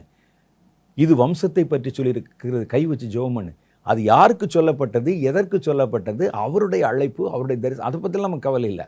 அது நல்லா இருக்குதே. உன் ஆடு மாடுகளின் தொகையை பெருக பண்ணு, ஓகே நல்லா இருக்குதே. உன்னுடைய கஜானாவை, உன்னுடைய உன்னுடைய எல்லா கூடாரத்தை விஸ்தாரமாக்குவேன். நல்லா இருக்குதே. அது யாருக்கு சொல்லப்பட்டது, எதற்கு சொல்லப்பட்டது, அவருடைய அழைப்பு என்ன, அவரை கர்த்தர் எப்படி பயன்படுத்த, இதெல்லாம் பார்க்கறது இல்லை. நமக்கு எது நல்லா இருக்குதோ அதை நம்ம கருத்தில் வைத்து ஜெபித்து கொண்டிருக்கிறோம். ஒரு குட்டி கதை சொல்ல போகிறேன்னு சொன்னேனே, அதை சொல்லிடுறேன் நான். ஒரு பெரிய மகா மன்னர் இருந்தார். ஒரு பெரிய ராஜா, நல்ல ஐஸ்வர்யம் உள்ள ராஜா. ஒரு நாள் இரவிலே அந்த ராஜா யோசித்து கொண்டிருந்தார், எவ்வளோ செல்வம் இருக்குது, உட்கார்ந்து சாப்பிட்டாலே பல மன்னர்கள் பல தலைமுறைக்கு சாப்பிடலாம், அவ்வளவு சொத்து நமக்கு இருக்குது, இவ்வளவு ஆடம்பரமான அரண்மனை இருக்கிறது, இதெல்லாம் நமக்கு எங்கிருந்து கிடைத்தது? இந்த மனிதர்கள் நம்முடைய குடிமக்களால் தானே கிடைத்தது. வருகிற என்னுடைய பிறந்த நாளைக்கு ஒரு புது அறிவிப்பு செய்து எல்லா குடிமக்களுக்கும் தாங்கள் விரும்புகிற காரியத்தை கொடுத்தவர்களை சந்தோஷப்படுத்தணும் என்று தீர்மானம் செய்தார். தீர்மானம் செய்துட்டு அந்த ராஜா சொன்னார், குறிப்பிட்ட நாள், என்னுடைய பிறந்த நாள் காலையில் அரண்மனை கதவுகள் திறந்து வைக்கப்பட்டிருக்கும், பொக்கிஷ சாலையின் கதவுகள் திறந்து வைக்கப்பட்டிருக்கும், என்னுடைய அரண்மனையில் இருக்கிற விலையுயர்ந்த பொருட்கள் எல்லாம் வெளியே கொண்டு வந்து காட்சிக்காக வைக்கப்பட்டிருக்கும். அப்போ என் குடிமக்கள் அங்கே கடந்து வந்து எல்லாரும் நின்று யாருக்கு என்ன வேணுமோ அதை நீங்கள் எடுத்துக்கொண்டு போகலாம். சாயந்தரம் 6 மணி வரைக்கும் டைம் உங்களுக்கு. அந்த 6 மணிக்குள்ளே, காலையில் 10 மணிலேருந்து 6 மணிக்குள்ளே உங்களுக்கு எது வேண்டுமோ நீங்கள் எடுத்துக்கொண்டு போகலாம். உங்களுக்கு என்னென்னலாம் தேவை இருக்கிறதுன்னு நானும் மந்திரிகளும் உட்காந்து பார்ப்போம் அப்படின்னு அவர் சொன்னார். பிறந்த நாள் அன்றைக்கு காலையில் அரண்மனை கதவுகள் திறக்கப்பட்டது. அரண்மனை உங்களுக்கு தெரியும் இல்லை, படிப்படியாக இருக்குது. அந்த படியின் மேலே உச்சத்தில் அதுக்கப்புறம் தான் வாசல் ஆரம்பிக்குது. பல படிகள் ஏறித்தான் அரண்மனைக்குள்ளே போகணும். அந்த ஒவ்வொரு படிகளிலும் நிறைய பொருள்கள், தங்கத்திலும் வெள்ளியிலும் வைரத்திலும் வைடூரியத்திலும் உண்டான பொருள்கள் வைக்கப்பட்டிருக்கிறது. அரண்மனை திறந்து வைக்கப்பட்டிருக்கிறது. இப்படி அறிவிப்பு சொன்னால் என்னாகும் பாருங்கள். 10 மணிக்கு ஸ்டார்டிங் அப்படின்னு சொன்னால் அவன் முதல் நாள் ராத்திரியே வந்து படுத்து விட்டான். அவன் கூட்டமாக மாலை நேரத்தில் பெரிய கூட்டம், குடும்பமாக பெற்றோர்கள் பிள்ளைகளுக்கு சொல்கிறாங்க, காலையில் போகும்போது எதையாவது சும்மா டம்ளர் தூக்காதரா, பெருசாக எடுத்துகிட்டு வா அப்படின்னு ஒவ்வொருத்தரும் பிள்ளைகளுக்கு பெற்றோர் சொல்லி கொடுக்குறாங்க. எல்லாம் தயாராக காத்திருக்கிறாங்க. ராஜா வந்து மேலே உட்கார்ந்து விட்டார். மேலே உட்கார்ந்து இப்போ கதவு திறக்க போகுது, அவர் உத்தரவு கொடுக்க போகிறார். சேவகர்கள் எல்லாம் நிற்கிறாங்க. அந்த காட்சியை கற்பனையில் கொண்டு வாங்க. அரசாங்கத்தினுடைய பொக்கிஷ சாலை திறக்கப்பட்டது. அதுவும் அரண்மனைக்கு பக்கத்தில் தான் இருக்குது. அதில் பார்த்தீங்கன்னா தங்க காசுகளும் வந்து நிறைய வைரங்களும் வைடூரியங்களும் உங்களுக்கு தான் தெரியுமே, எல்லாம் வைக்கப்பட்டிருக்கிறது. அப்போது அறிவிப்பு செய்யப்பட்டது 10 மணிக்கு கதவு திறந்தாச்சு. ராஜா உத்தரவு கொடுத்தார். உடனே இப்போ ஜனங்கள் போய் தங்களுக்கு தேவையானதை எடுத்துக்கொள்ளலாம். அவ்வளோதான், ஜனங்கள் பாஞ்சிட்டாங்க. பாஞ்சு அந்த படியில் இருக்கிற தங்கத்தை ஒருவன் எடுக்கிறான், தங்க தாம்பழத்தை ஒருவன் எடுக்கிறான், ஒருவன் வைரத்தை எடுக்கிறான், ஒருவன் மோதிரத்தை எடுக்கிறான், ஒருவன் கஜானாவுக்குள்ளே ஓடுகிறான், ஒருவன் பொக்கிஷ சாலையை தேடுகிறான், ஒருவன் அரண்மனைக்குள்ளே போய் சேர தூக்குகிறான், அங்கே இருக்கக்கூடிய விலையுயர்ந்த பொருட்கள் எடுக்கிறான், சாண்ட்லியரை கலட்டுறான் ஒருத்தன். ஒவ்வொருவரும் எடுத்து கொண்டிருக்கிறார்கள். ராஜா பார்க்கிறார், இவங்களுக்கு எவ்வளவு, ஒவ்வொருத்தரும் ஒவ்வொரு காரியத்தை என்னெல்லாம் எடுக்கிறாங்களோ எடுத்துகிட்டு போட்டோம், அது அவர்களுக்கு சொந்தம் அப்படின்னு சொல்லிட்டார். ஒவ்வொருத்தரும் ஒவ்வொரு பொருளை எடுக்கிறாங்க. இப்படி போய்கொண்டிருக்கும்போது ஒரு ஆள் வேகமாக ஓடி வந்து வேறு எந்த பொருளையும் எடுக்காமல் ராஜாவை தூக்கி கொண்டு போய்விட்டான். ராஜாவை அப்படி கட்டிப்பிடிச்சி தூக்கிட்டான். ராஜா கேட்குறா, இல்லை எனக்கு நீ தான் வேணும் என்று சொன்னான். அப்போ கேட்குறாரு, ஏப்பா தங்கம் இருக்குது, வெள்ளி இருக்குது, வைரம் இருக்குது, வைடூரியம் இருக்கிறது, தாம்பாளம் இருக்குது, நாற்காலி இருக்குது, சிங்காசனம் இருக்குது, கிரீடங்கள் இருக்குது, இதெல்லாம் விட்டுட்டு என்னையே தூக்குறிய அப்படின்னு கேட்டான். ஐயா, ஒரு கிரீடத்தை தூக்குனா கிரீடம் தான் சொந்தமாகும், நாற்காலியை தூக்குனா நாற்காலி தான் சொந்தமாகும், அந்த இடத்துல இருக்கிற தங்க காசு எடுத்தால் தங்க காசு தான் சொந்தமாகும், உங்களை தூக்கிட்டா எனக்கு எல்லாமே சொந்தமாகும் என்றான். அதுதான் இன்னைக்கு நீங்கள் ஒவ்வொன்றையும் தனித்தனியான வாக்கு தத்தங்களை தேடுறதை விட நீங்கள் கர்த்தரை தூக்கிட்டீங்கன்னா, கர்த்தரை முழுதாக சுதந்திரித்து கொண்டா எல்லாம் உங்களுக்கு சொந்தமாகிவிடும். இது நமக்கு தெரியறது இல்லை. நம்ம ஒவ்வொன்றையாக குறி வச்சுருக்கோம். நீங்கள் வந்து பைபிளை எடுத்து வாங்கி வாசித்து பாருங்கள், எங்கெங்கே வாக்கு தத்தம் இருக்க எல்லாத்துலேயும் கோடு அதெல்லாம் கொடுத்து வச்சு பைபிள் முழுசும் வாக்கு தத்தங்களுக்கு கீழே தீட்டி வச்சுருப்பாங்க. இப்படி ஒவ்வொன்றையும் நீங்கள் தேடுறதை விட பிதாவின் வாக்கு தத்தம், குமாரனாகி கிறிஸ்துவையே உங்களுக்கு முழுசாக தர்ற வாக்கு தத்தம். அப்போ யார் புத்திசாலி பாருங்கள். நான் எடுத்தால் எனக்கு அது மாத்திரம்தான் சொந்தமாகும், உம்மை எடுத்துக்கொண்டால் எனக்கு எல்லாம் சொந்தமாகிவிடும். ராஜா எனக்கு சொந்தமாயிட்டால் அந்த தேசமே சொந்தமாயிரும் எனக்கு, தனித்தனியாக எதுக்கு எனக்கு தேவை என்று. அதுதான் புத்திசாலித்தனம். அதைத்தான் கர்த்தர் சொல்லுகிறார். வேதம் முழுவதும் எத்தனையோ வாக்குத்தத்தங்கள் நிரம்பி இருந்தாலும் ஒரு குறிப்பிட்ட வாக்குத்தத்தம், பிதாவின் வாக்குத்தத்தம், குமாரனாகிய கிறிஸ்துவை மையப்படுத்தின ஒரு வாக்குத்தத்தம், வானத்தையும் பூமியும் உண்டாக்கின கர்த்தர் உலகத்தின் முடிவு பரியந்தம் சதா சர்வ நாட்களிலும் நம்மோடு இருப்பதாக சொன்ன வாக்குத்தத்தம். உண்மையில் இது விசேஷமான வாக்குத்தத்தம் தானே. இந்த வாக்குத்தத்தத்தை சுதந்திரித்து கொண்டால் நமக்கு எல்லாமே கிடைச்சிருது இல்லை? அப்போ அந்த வாக்குத்தத்தம் நிறைவேறுவதற்குத்தான் அவர் எருசலேமை விட்டு நீங்கி போகாமல் இருங்கள் என்றார். அபிஷேகம்தான் எல்லா காலத்திலும், ஆவியானவர் மனிதர்கள் மேல் இறங்குவது எல்லா காலத்திலும் தானே நடக்குது. பாருங்கள், சிம்சோன் மேலே இறங்கினார், ஏசையா மேலே இறங்கினார், எசேக்கியேல் மேலே இறங்கினார், இதெல்லாம் தானே நடக்குது. அப்போ ஏன் இதை விசேஷித்து சொல்லணும்? ஏன் இதை விசேஷித்து சொல்லணும்? அது வேற. இது வானத்தையும் பூமியும் உண்டாக்கின கர்த்தரை நமக்கு தகப்பனாகவும் நம்மை அவருக்கு பிள்ளைகளாகவும் சுதந்திரிக்க பண்ணுகிற, இணைக்க பண்ணுகிற ஒரு தேவனுடைய வல்லமை, தேவனுடைய ஒரு ஆழ்த்துவம் நம்மோடு கூட வாசம் பண்ண, இரவு பகல் 24 மணி நேரமும் உலகத்தின் முடிவு பரியந்தம் வாசம் பண்ண ஒரு வாக்குத்தத்தத்தை கொடுத்தார்.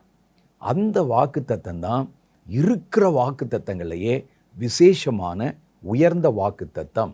அப்போ இந்த வாக்குத்தத்தத்துக்கு இயேசு என்ன பெயர் கொடுக்கிறார்னா, பிதாவின் வாக்குத்தத்தம் என்று அவர் சொல்லுகிறார். இந்த பிதாவின் வாக்குத்தத்தம் நிறைவேற கர்த்தருடைய சீஷர்கள் அங்கே காத்திருந்தாங்க. அவங்களுக்கு என்ன நடக்க போகுதுன்னு தெரியல. அந்த வாக்குத்தத்தத்தை குறித்து அவர் ஏற்கனவே சொல்லி இருந்தாலும் அந்த வாக்குத்தத்தம் நேரடியாக தங்களுக்குள்ளே வந்து அதை உணர்கிற வரைக்கும் அதை அவர்களால் முழுவதுமாக விளங்கி கொள்ளலை. இயேசு உயிரோடு அவர்களோட வாழ்ந்த காலத்தில், ஊழியம் செய்த காலத்தில் நிறைய அந்த வாக்குத்தத்தத்தை குறித்த விவரங்களை சொல்லியிருப்பார். சொல்லியிருக்கிறதா தான் அவர் சொல்கிறார். அப்போஸ்தலர் 1 அதிகாரம் 5 வசனத்தில் என்னிடத்தில் கேள்விப்பட்ட பிதாவின் வாக்குத்தத்தம் என்று சொல்லுகிறார். அப்படி கேள்விப்பட்டால் கூட அதை முழுவதும் அவர்கள் உணர்ந்து கொள்ளலை. எப்போ உணர்ந்து கொள்கிறாங்கன்னா, ஒரு காரியத்தை பற்றி நம்ம சொல்லி கேட்டு பேசி புரிய வைக்கிறத விட அதை முழுவதும் நம்ம பெற்றுக்கொண்டு அதை சுவைத்து பார்க்கும் பொழுது தான் அதோடைய முழு தன்மையும் விளங்கி கொள்ள முடிகிறது. அப்போ நமக்கு மேலோட்டமாக பார்த்தா ஆவியின் வல்லமை மனிதர்களுக்குள்ளே இறங்கினது. இது எல்லா காலத்திலையும் நடந்தது தானே, இதுக்கு எதுக்கு இவ்வளவு பில்டப்பு, இதுக்கு எதுக்கு இவ்வளவு காரியங்கள் என்று சொல்லி நினைக்க தோன்றும். மேலோட்டமாக பார்த்தா ரெண்டும் ஒன்று மாதிரி தெரிஞ்சாலும் இது வேறு அது வேறு. அதைத்தான் நான் உங்களுக்கு முதல் பகுதியில் விளக்கி சொன்னேன். அப்போ இந்த பிதாவின் வாக்குத்தத்தம் நிறைவேற காத்திருக்கணும். அந்த வாக்குத்தத்தம் என்ன என்பதை பற்றி தான் லூக்கா சுவிசேஷம் 24:29 சொன்னார். என் பிதா வாக்குத்தத்தம் பண்ணின வாக்குத்தத்தம் இதோ, நான் உங்களுக்கு அந்த வாக்குத்தத்தத்தை அனுப்புவேன், நீங்கள் உன்னதத்திலிருந்து வரும் பெலனால் தரிப்பிக்கப்படுகிற வரைக்கும் எருசலேம் நகரத்தில் இருங்கள் என்றார். அந்த அபிஷேகம், அந்த வல்லமை பெறுகிற வரைக்கும், பிதாவின் வாக்குத்தத்தம் நிறைவேறுகிற வரைக்கும் நான் போய் என்னுடைய தேற்றரவாளனை அல்லது அந்த வல்லமையை உங்கள் நடுவிலே அனுப்புவேன். அப்போ பாருங்கள், அதுக்கு 10 நாள். அந்த 10 நாளில் கர்த்தர் பரத்துக்கு ஏறி போய் கர்த்தர் தம்முடைய ஆவியை ஜனங்கள் மேல் அனுப்பினார். இந்த ஆவி உயிர்த்தெழுந்த அதிகாரம் பெற்ற, உலகத்தின் மேல் அதிகாரம் பெற்ற கிறிஸ்துவின் ஆவி. அதான் நீங்கள் புரிஞ்சுக்கிறணும். இந்த ஆவிக்கு இருக்கக்கூடிய பலம், இந்த ஆவிக்குரிய அதிகாரம், இந்த ஆவிக்கு இருக்கக்கூடிய வல்லமை எல்லாம் வித்தியாசமானது. அப்போ இந்த வல்லமை விசேஷமாக உலகத்தை ஜெயிப்பதற்கும், உலகத்தினுடைய கிரியைகளை மேற்கொள்வதற்கும், சாத்தானை எதிர்ப்பதற்கும், சாத்தானை அடக்கி ஆள்வதற்கும் கர்த்தரால் கொடுக்கப்பட்ட ஒரு வல்லமையின் அபிஷேகம். அதில் உயிர்த்தெழுந்த அதிகாரம் இருந்தது. பழைய ஏற்பாட்டு கால பக்தர்கள் பெற்ற ஆவியில் அது கர்த்தருடைய ஆவிதான், பரிசுத்த ஆவிதான். ஆனால் அதில் உயிர்த்தெழுந்த வல்லமையின் அதிகாரம் இல்லை. இயேசு சிலுவையில் அடிக்கப்பட்டு உயிர்த்தெழுந்த போது தான் இந்த உலகத்தின் மேல் ஒரு அதிகாரத்தை அவர் பெற்றுக்கொண்டார். அது உயிர்த்தெழுந்த ஆவிக்கு கொடுக்கப்படுகிற அதிகாரம். அந்த ஆவியை கர்த்தர் பரத்திலிருந்து அனுப்பி மனிதர்களை விசேஷமாக அவர்களை நடத்துவதற்கு இந்த அபிஷேகத்தை கட்டளையிடுகிறார். வெளித்தோற்றத்தில் பார்த்தீங்கன்னா பழைய ஏற்பாட்டு கால அபிஷேகமும் புதிய ஏற்பாட்டு காலத்தில் அபிஷேகம் ஒன்று மாதிரி தெரியும். ஆனால் 2 வித்தியாசமானது. அது பரிசுத்த ஆவியானவர், வரங்கள் நிறைந்த வல்லமை நிறைந்த ஆவியானவர். ஆனால் புதிய ஏற்பாட்டு கால ஆவியானவர் என்பவர் உயிர்த்தெழுந்த அதிகாரம் கொண்டவர். உங்களுக்கு அப்பா பிதாவே என்கிற ரீதியிலே கர்த்தரோட ஒரு தொடர்பை ஏற்படுத்தும் அதிகாரம் உள்ளவர். அப்போ இந்த அபிஷேகம் என்பது வித்தியாசமானது. இது வருவதற்கு தான் உலகமே காத்திருந்தது. உலகத்தில் ஒரு பெரிய புதிய பரிமாணம், ஒரு புதிய டிரான்ஸ்ஃபார்மேஷன், ஒரு மாற்றம் அபிஷேகத்தில் கொடுக்கப்படுகிறது. அந்த நாட்களில் பாருங்கள், நான் ஏற்கனவே சொன்ன மாதிரி ஊழியம் செய்கிறவங்களுக்கும் கர்த்தருக்குன்னு விசேஷ காரியங்களை செய்வதற்கும் தான் அந்த ஆவியானவர் அருளப்பட்டார். ஆனால் புதிய ஏற்பாட்டு காலத்தில் கர்த்தரை விசுவாசிக்கிற எல்லார் மேலும் அந்த அபிஷேகம் ஊற்றப்பட்டது. அது கற்பனையே நம்ம செய்ய முடியாத ஒரு காரியம்.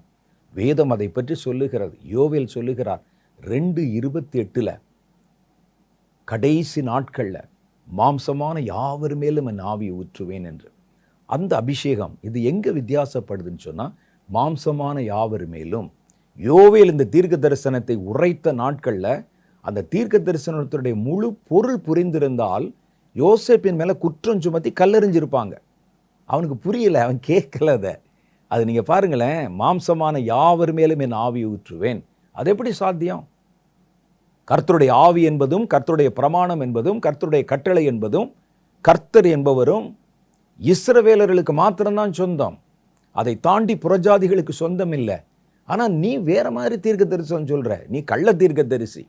அது எப்படி மாம்சமான யாவர் மேலும், உலகத்தில் இருக்கிற எல்லா ஜாதியின் மேலும் ஆவி எப்படி பொழியப்படும்? அதை அவங்களுக்கு ஏற்றுக்கொள்ளவே முடியாது, டைஜஸ்ட் பண்ணவே முடியாது. அப்போஸ்தலர் காலத்தில் கூட பார்க்குறோம் நம்ம.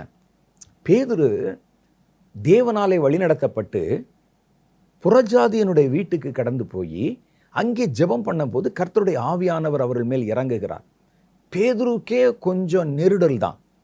என்ன பரிசுத்த ஆவியானவர் ஒரு புறஜாதியானுடைய வீட்டில் அவர்களுக்கு ஜெபம் பண்ணும்போது அவர் மேலே இறங்குகிறாரே என்று அவர் கூட கொஞ்சம் நெருடல் தான்.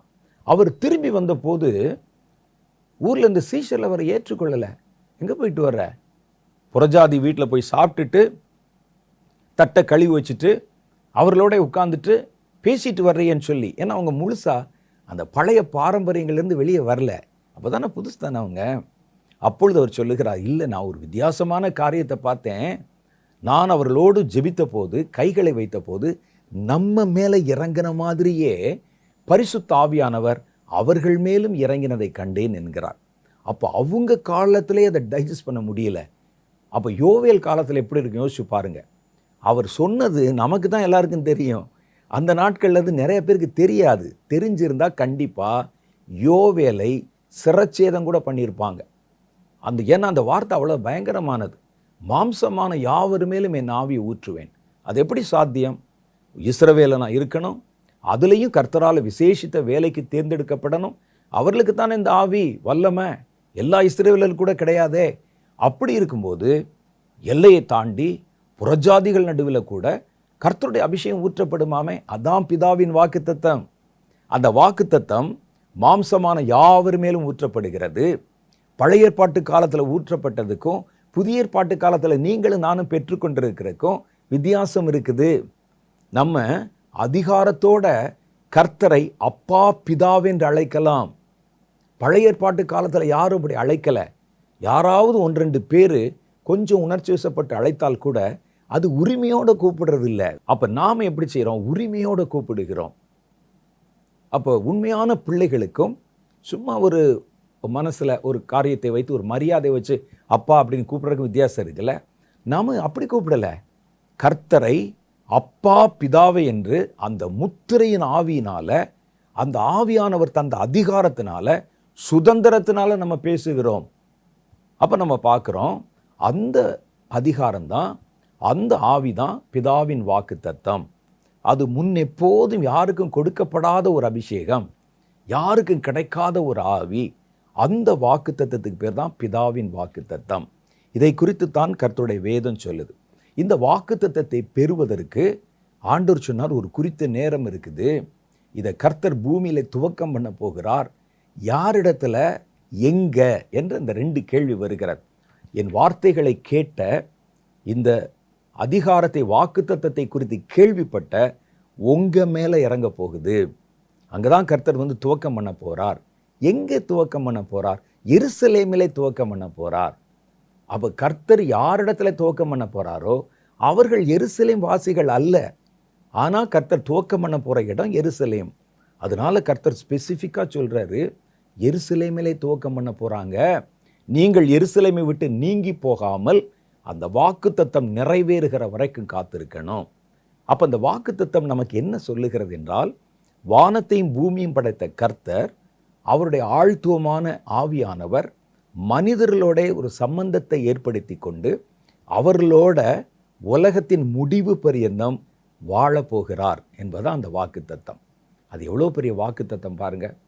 வானத்து நட்சத்திரங்களை எண்ணக்கூடுமானால் எண்ணு, உன் சந்ததியை பெருக பண்ணுவேன் என்று சொன்ன வாக்குத்தத்தத்தை விட, நான் உங்களை குணமாக்குவேன் என்று சொன்ன வாக்குத்தத்தத்தை விட, வலப்புறமும் இடப்புறம் நோக்கி பார், உன்னுடைய எல்லைகளை விரிவு பண்ணு, அவைகளெல்லாம் நான் உனக்கு சுதந்திரமாக தருவேன், உன் கால் மிதிக்கிற இடத்தையெல்லாம் நான் உனக்கு சொந்தமாய் தருவேன் என்று சொன்ன வாக்குத்தத்தத்தை விட, உன் பேரை பெருமைப்படுத்துவேன் என்று சொன்ன வாக்குத்தத்தத்தை விட, உலகத்தின் முடிவு பரியந்தம் சதா சர்வ நாட்களிலும் நான் உன்னோடு கூட இருப்பேன் என்று சொன்ன வாக்குத்தத்தம் எவ்வளோ பெரிதுன்னு யோசித்து பாருங்க.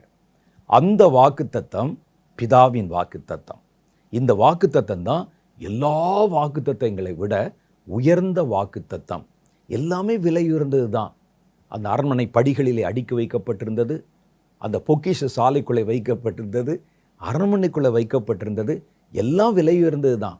ஆனால் அதை காட்டிலும் விலையுயர்ந்தவர் அந்த ராஜா. அதே மாதிரி தான் கர்த்தர் சொன்ன வாக்குத்தத்தங்கள் உயர்ந்தவை, விலையேற பெற்றவை, மகிமையானவை. ஆனால் வாக்குத்தத்தங்களை விட மகிமையானவரும் வல்லமை நிறைந்தவரும் கர்த்தர். அப்போ அவரை முழுவதாக சுதந்திரித்துக் கொள்ளுகிற வாக்குத்தத்தத்து பேர் தான் பிதாவின் வாக்குத்தத்தம் என்று கர்த்தருடைய வேதம் சொல்லுகிறது. இந்த வாக்குத்தத்தத்தை பெற்றுக்கொள்ள அவங்க என்ன செஞ்சாங்க? பெந்தகோஸ்தை என்ற நாளில் மேலறை வீட்டில் காத்திருந்தாங்க. அதற்கு 10 நாளைக்கு முன்னால் இருந்தே அவர்கள் அங்கே காத்திருக்க துவங்கினார்கள். பெந்தகோஸ்தை என்ற நாள் வரும்போது தான் இந்த வாக்குத்தத்தம் பூமிக்கு அனுப்பப்பட்டு நிறைவேற்றப்படுகிறது. அந்த வாக்குத்தத்தம் அப்போ முதல்ல ஆரம்பிக்கும் போது அதை ஒரு ஸ்தலத்தில் ஆரம்பிக்கிறாங்க. ஆனால் அதுக்கு பிறகு பூமியில் எங்கிலும் அந்த வாக்குத்தத்தத்தை நீங்கள் பெற முடியும் என்று சொல்கிறாங்க. இப்போ அந்த வாக்குத்தத்தத்தை, அந்த வாக்குத்தத்தமான அபிஷேகத்தை பெற எருசலேமுக்கு போகணுமா அப்படின்னா அப்படி இல்லை. வேதத்தில் சொல்லப்படுகிறது, பிதாவை எங்கும் தொழுது கொள்ளுகிற காலம் வருகிறது. இன்னைக்கு அந்த அபிஷேகத்தை நீங்கள் எங்கேயும் பெறலாம். துவக்கம் என்பது தான் அங்கே. பாருங்களேன், ஒரு புதுசாக ஒரு காசு வெளியிட்டா, ஒரு ஸ்டாம்ப் வெளியிட்டா, ஒரு நாணயம் வெளியிட்டா, அதை தேசத்தினுடைய தலைநகரத்தில் வெளியிடுவாங்க. ஆனால் அதுக்கு பிறகு அந்த நாணயம் எல்லா இடங்களிலும் பெற்றுக்கொள்ள முடியும். அதே போல தான் கர்த்தர் துவக்கம் பண்ணின இடம் எருசலேம். துவக்கம் பண்ணின மனிதர்கள் அவருடைய சீஷர்கள். அந்த துவக்கம் பண்ணப்பட்ட மனிதர்களை கர்த்தர் ஒருங்கிணைத்து அந்த வாக்குத்தத்தத்தை கொடுத்து அவர்களை நிரப்பினார். பிதாவின் வாக்குத்தத்தம் ஒரு அபிஷேகம். இந்த அபிஷேகம் பிதாவுக்கும் நமக்கும் இடையில தகப்பன் பிள்ளை என்கிற உறவை ஏற்படுத்துகிற அபிஷேகம். இந்த அபிஷேகம் விசேஷித்த வேலை செய்யும்போது மாத்திரமல்ல, எல்லா நேரத்திலும் நம்மோடு கூட இருப்பதாக சொல்லப்பட்ட வாக்குத்தத்தத்தினால் அருளப்பட்ட அபிஷேகம். அப்போ இந்த அபிஷேகம் வித்தியாசமானது. பிதாவின் வாக்குத்தத்தமான அபிஷேகத்தில் அடங்கி இருக்கும் சில முக்கியமான காரியங்களை, சில முக்கியமான வாக்குத்தத்தங்களை நம்ம பார்க்குறோம். உங்களுக்கு தெரிஞ்சிருச்சு பிதாவின் வாக்குத்தத்தம் என்னன்னா, நம்மோடு கூட உலகத்தின் முடிவு பரியந்தம் வாழும், தன்னை இணைத்து கொள்ளும் கர்த்தருடைய ஒரு ஆழ்த்துவம், ஆவியானவர். அவர் நம்மோடு கூட தன்னை இணைத்து கொள்ளுகிறார். எந்த முறையில் இணைக்கிறார்னா, அப்பா பிதாவே என்று பிள்ளைக்கும் தகப்பனுக்கும் இடையில் உண்டான உறவு முறையோடு நம்ம இணைக்கிறார். இந்த அபிஷேகத்தில் சில முக்கியமான காரியங்கள் இருக்கிறது. இந்த அபிஷேகம், இந்த வாக்குத்தத்தத்தில் 3 அபிஷேகங்கள் இருக்கிறது, அல்லது 3 நிலைகள் இருக்கிறது. ஒன்று, கர்த்தர் நமக்குள்ளே வாசம் பண்ணுகிறார். இந்த பிதாவின் வாக்குத்தத்தத்தில் இருக்கிற முதல் பாயிண்ட் என்னன்னு கேட்டால், கர்த்தர் நம்மிடத்திலே வாசம் பண்ணுகிறார். வாசம் பண்ணுவது வேறு, வந்து போவது வேறு. வாசம் பண்ணுதுன்னா கூடவே இருக்கிறது, வசிப்பது என்பது பொருள். அவர் நம்மோடு கூட தங்கி தாபரித்து, நீங்கள் தூங்கினாலும் நின்னாலும் நடந்தாலும் 24 மணி நேரம் உங்கள் கூட இருப்பார். அதுதான் கர்த்தருடைய வேதம் சொல்லுது. யோவான் 14வது அதிகாரம் 16வது வசனத்தில் வாசிச்சா, நான் பிதாவை வேண்டிக் கொள்வேன், அப்பொழுது என்றென்றைக்கும் உங்களுடனே இருக்கும்படிக்கு சத்திய ஆவியாகிய வேறொரு தேற்றரவாளனை அவர் உங்களுக்கு தந்தருளுவார். அப்படின்னா என்ன அர்த்தம்? இதுக்கு முன்னால வந்த அபிஷேகம் அல்ல இது. இவர் சொல்றாரு, நான் வேண்டிக் கொள்வேன், அந்த பிதாவின் வாக்குத்தத்தம் உங்களிலே நிறைவேறும்படிக்கு நான் வேண்டிக் கொள்ளப் போகிறேன். நான் பிதாவை வேண்டிக் கொள்வேன், அப்போது என்றென்றைக்கும் உங்களுடனே இருக்கும்படி. அதைத்தான் நீங்க அண்டர்லைன் பண்ணணும். என்றென்றைக்கும் என்னோட இருக்கும்படி சத்திய ஆவியாகிய வேறொரு தேற்றரவாளனை அவர் உங்களுக்கு தந்தருளுவார். அவர் இப்பதான் முதல்ல வர்றார். ஏன்னா இயேசு சொல்லுகிறார், நான் போனால் அவரை உங்களுக்கு அனுப்புவேன், நான் போகாதிருந்தால் அவர் உங்களிடத்துல வரமாட்டார் அப்படின்னு கர்த்தர் சொல்லும்போது, அப்போ இதுக்கு முன்னால் வந்த அபிஷேகம் அல்ல, இது புதிய ஒரு அபிஷேகம். ஒரு தேற்றரவாளன் உங்களோட எப்பொழுதும் இருக்க போகிறவர். அதை நீங்க பெரும்படிக்கு, உங்களிலே கர்த்தர் துவக்கம் பண்ணும்படிக்கு நான் பிதாவை வேண்டிக் கொள்ளப் போகிறேன் என்று அவர் தம்முடைய சீஷர்களுக்கு சொல்லுகிறார். அவர் சொல்றாரு, உலகம் அந்த சத்திய ஆவியானவரை காணாமலும் அறியாமலும் இருக்கிறபடியினால் அவரை பெற்றுக்கொள்ள மாட்டாது. அவர் உங்களுடனே வாசம் பண்ணி உங்களுக்குள்ளே இருப்பதால் நீங்கள் அவரை அறிவீர்கள். பார்த்தீங்களா? அப்போ கர்த்தர் சொன்ன பிதாவின் வாக்குத்தத்தம் உங்களுக்குள்ளே வாசம் பண்ணி எப்பொழுதும் உங்களுக்குள்ளே தங்கி இருக்கிறதுனால உங்களுக்கு தெளிவாக அவரை பற்றி தெரியும், அவரை நீங்கள் அறிந்து கொள்ள முடியும் என்று சொல்லுகிறார். அப்போ இதில் நம்ம பார்க்குறது என்னென்னா, கர்த்தர் நம்மோட வாசம் பண்ணும்போது, கர்த்தர் நம்ம கூட வாசம் பண்ணினா வசிக்கும்போது நமக்கு என்னென்ன நன்மைகள் கிடைக்கிறது பாருங்கள். ஒன்று, கர்த்தர் நம்ம கூட இருக்கிறதுனால ஆவியை உயிர்ப்பிக்கிறதற்கும் இருதயத்தை உயிர்ப்பிப்பதற்கும் ஏது உண்டாகிறது. நம்முடைய ஆவியை கர்த்தர் நம்ம கூட வாசம் பண்ணும்போது உயிர்ப்பித்து கொண்டே இருக்கிறார். அதில் உயிரோட்டம் உள்ள ஆவியை கர்த்தர் தருகிறார். நம்முடைய இருதயத்தை உயிர்ப்பிக்கிறார். அந்த இருதயம் பாவத்தினால சாக நேருவது போல அல்லது ஏதாவது ஒரு காரியத்தில் செத்த நிலைமைக்கு போகிறதுக்கு முன்னால் கர்த்தர் உங்களை உயிரூட்டி கொண்டே இருக்கிறாராம். நமக்குள்ளே இருந்து உயிரூட்டி கொண்டே இருக்கிறாராம். பாவம் நம்மை கொல்ல வருகிறது, கர்த்தருடைய ஆவி நம்மை உயிர்ப்பித்து கொண்டே இருக்கிறது. அந்த ப்ராசஸிங் உள்ளே நடக்கிறது உங்களுக்கு தெரியாது, வெளியே பார்த்தா ஒன்றுமே தெரியாது. ஆனால் தினம் சாத்தானிடத்திலிருந்தும் உலகத்தினிடத்திலிருந்தும் மாம்சத்திடத்திலிருந்தும் உங்களுடைய ஜீவனை கொல்லுவதற்கு ஏதுவாக வருகிற எல்லா மரண காரியத்தையும் மாற்றி உங்கள் இருதயத்தை, உங்களுடைய ஜீவனை கர்த்தர் உங்களுக்குள்ளே இருந்து புதுப்பித்து கொண்டே இருக்கிறாராம்.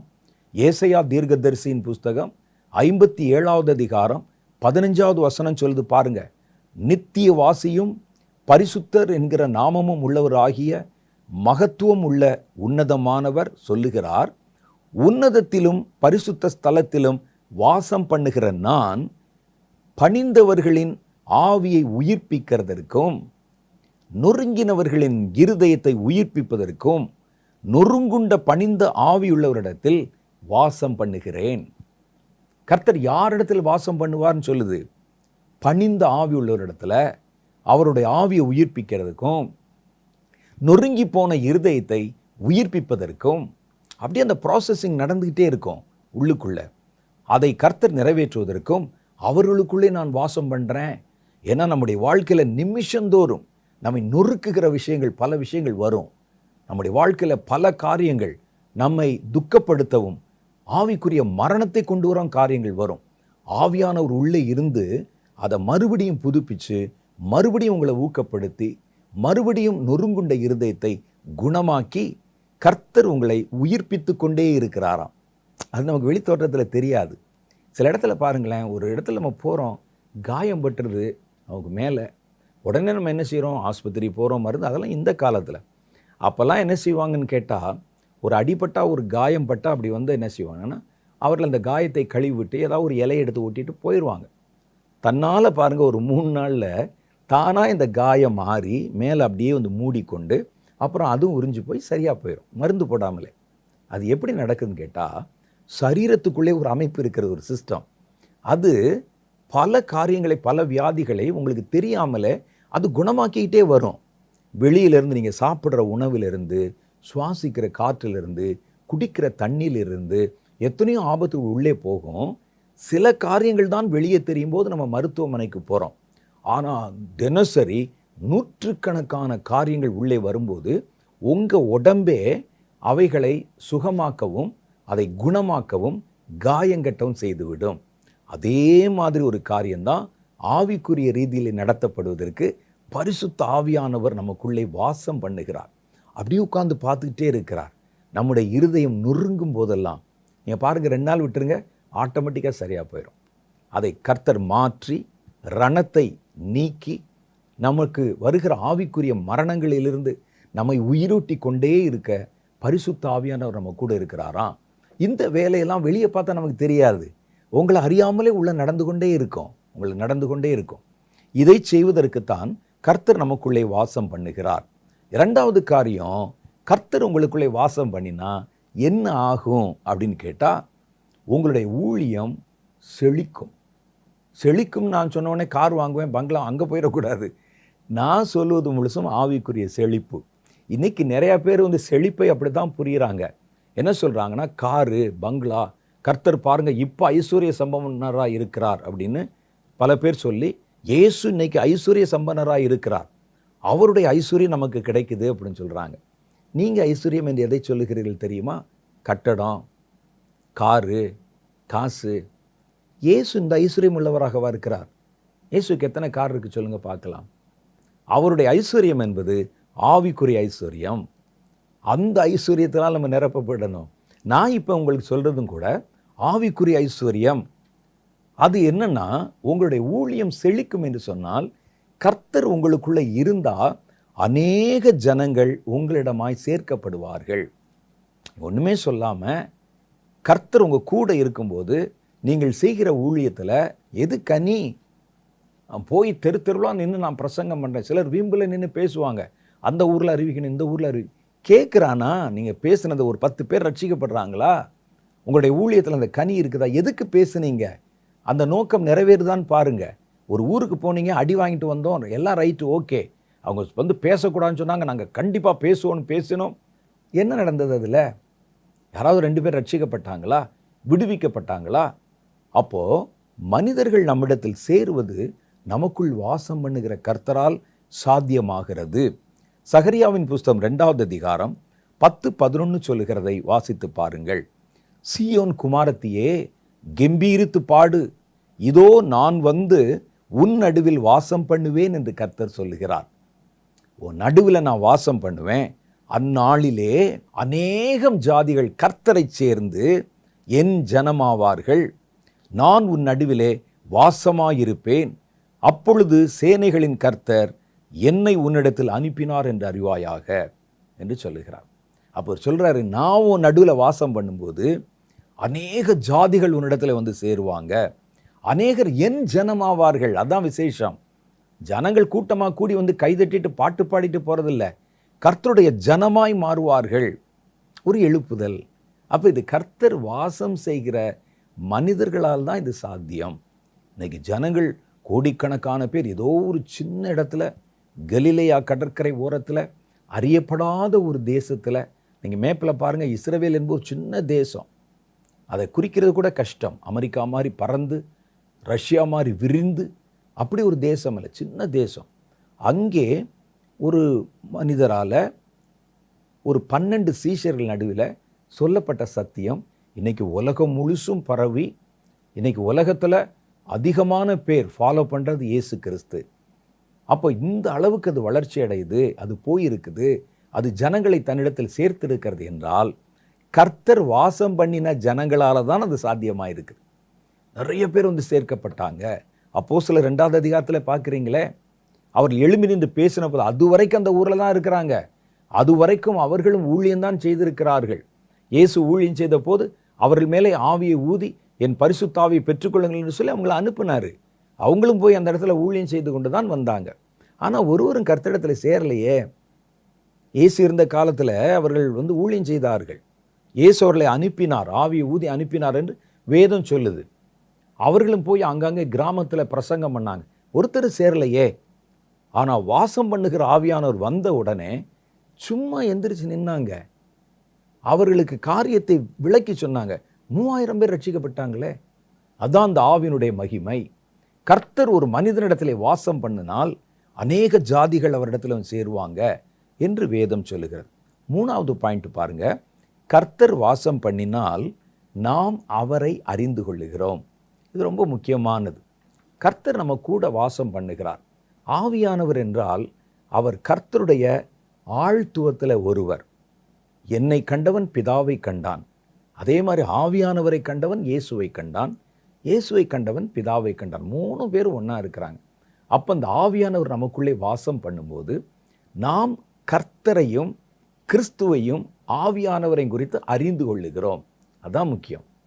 ஒரு ஆள் நம்ம கூடயே வாசம் பண்ணால் எப்படி அவர் யாருன்னு உங்களுக்கு எப்படி தெரியாமல் இருக்கும் சொல்லுங்க பார்க்கலாம். ஒரு வாசம் பண்ணுகிறது நீங்கள் நம்பினா அவரும் நீங்களும் பல காரியங்களை பேச நேரிடும். ஒரே ரூமில் நீங்கள் இருக்கிறீங்க, ஒரு அறையில் நீங்கள் இருக்கிறீங்க, வேலைக்கு போயிருக்கீங்க. ஒரு நண்பர் உங்களோட தங்கி இருக்கிறார், 20 வருஷம் உங்கள் கூட இருக்கிறாரு. நம்ம திடீர்னு ஒரு ஆள் வருகிறோம், கேட்குறோம் அவர் யாருங்கன்னு கேட்குறோம், தெரியாது, பேர் தெரியாது. அதுக்கு சாத்தியம் இருக்குதா? இருக்காது. 20 வருஷம் ஒரே ரூமில் ஒரே இடத்துல தங்கி இருக்கிற ஒரு ஆள், அவரை பற்றி நீங்கள் எப்படி அறியாமல் இருக்க முடியும்? நீங்கள் கட்டாயமாக அறிந்து தான் இருப்பீர்கள். அப்போ பரிசுத்த ஆவியானவர் நமக்குள்ளே இருந்தால், அவர் இருக்கிறதை நீங்கள் உணர்ந்தால், அவர் இருக்கிறதை நீங்கள் பாவனை செய்து அதற்கேற்றபடி நடந்தால் நீங்கள் கண்டிப்பாக அவர் அறிய முடியும். வேதம் அதை நமக்கு சொல்லுகிறது. யோவான் 14வது அதிகாரம் 16வது வசனம் சொல்லு, நான் பிதாவை வேண்டிக் கொள்வேன், அப்பொழுது என்றென்றைக்கும் உங்களுடனே இருக்கும்படி சத்திய ஆவியாகிய வேறொரு தேற்றரவாளனை அவர் உங்களுக்கு தந்தருளுவார். உலகம் இந்த சத்திய ஆவியானவரை காணாமலும் அறியாமலும் இருக்கும். அவரை பெற்றுக்கொண்ட நீங்கள் அவரை அறிவீர்கள். அதான் முக்கியம். அதில் அவரை பெற்றுக்கொண்டு அவரோட வாழ்றீங்களே, அவர் உங்களுடனே வாசம் பண்ணுகிறாரே, உங்களுக்குள் இருப்பதால் நீங்கள் அவரை அறிவீர்கள். இந்த வசனத்தை முழுசாக வாசிக்கிறேன் பாருங்க. நான் பிதாவை வேண்டிக் கொள்வேன், அப்போது என்றென்றைக்கும் உங்களுடனே இருக்கும்படி சத்திய ஆவியாகிய வேறொரு தேற்றரவாளனை அவர் உங்களுக்கு தந்தருள்வார். உலகம் அந்த சத்திய ஆவியானவரை காணாமலும் அறியாமலும் இருக்கிறபடியினால் அவரை பெற்றுக்கொள்ள மாட்டாது. அவர் உங்களுடனே வாசம் பண்ணி உங்களுக்குடனே இருப்பதினால் நீங்கள் அவரை அறிவீர்கள். அறிவீர்கள் என்ன அர்த்தம்? அவரை பற்றின முழு காரியம் உங்களுக்கு தெரியும். அவர் பேசினா உங்களுக்கு தெரியும். அவர் கோபப்பட்டால் உங்களுக்கு தெரியும். பாருங்கள், ரொம்ப நெருக்கமாக பழகுகிறவர்கள் நம்ம சொல்லாமலே முகக்கூரை பார்த்தோன்னே கோபமாக இருக்காருங்க, நீ கொஞ்சம் சந்தோஷமாக இருக்கிறாரு தெரிஞ்சுக்கிறோமே. ஏன் அப்படின்னா நம்ம நெருக்கமாக இருக்கிறோம் அவர்களோட. அதனால் நீங்கள் சொல்லாமலே திட்டாமலே பார்த்தோன்னே புரிஞ்சுக்கிடுவாங்க. அதே மாதிரி ஆவியானவர் நம்மோட இருக்க இருக்க நீங்கள் அவருடனே இருக்கிற உறவை புதுப்பித்து கொண்டே வர வர ஆவியானவருக்குள்ளே வருகிற சின்ன சின்ன சென்ஸு அவைகள் எல்லாம் உங்களுடைய ஆவியை பாதிக்கும். அவர் பாரப்பட்டால் நீங்கள் பாரப்படுவீர்கள், அவர் சந்தோஷப்பட்டால் நீங்கள் சந்தோஷப்படுவீர்கள். அவருக்குள்ளே உண்டாகிற அந்த ஒவ்வொரு சென்சிட்டிவான காரியங்களும், அவருக்குள்ளே உண்டாகிற சின்ன சின்ன மூடு குணாதிசயங்களும் அப்படியே உங்கள் ஆவியில் உணரப்படும். நீங்கள் அவரை அறிவீர்கள். அது மாத்திரல்ல, சத்திய ஆவியானவர் உங்களுக்கு சத்தியத்தை குறித்தும் கிறிஸ்துவை குறித்தும் போதிப்பார் என்று வேதம் சொல்லுகிறது. ஆவியானவர் அதுக்கு தான் வந்திருக்கிறாரு. இயேசு சொல்லுகிறார், யோவான் 16வது அதிகாரம் 13 15 வரைக்கும் வசனம், இன்னும் அநேக காரியங்களை நான் உங்களுடனே சொல்ல வேண்டியதாக இருக்கிறது, அவைகளை நீங்கள் இப்பொழுது தாங்க மாட்டீங்க. எனக்கு கொடுக்கப்பட்டிருக்கிற இந்த கொஞ்ச காலத்தில், இந்த 3.5 வருஷ ஊழியத்தில், நான் வெகு ஜனங்களுக்கு செய்த ஊழியத்தின் நடுவில் சீஷர்களான உங்களுக்கு செய்த ஊழியம் கொஞ்சம்தான். அதில் என்னால் முழுசாக எல்லாத்தையும் சொல்ல முடியாது.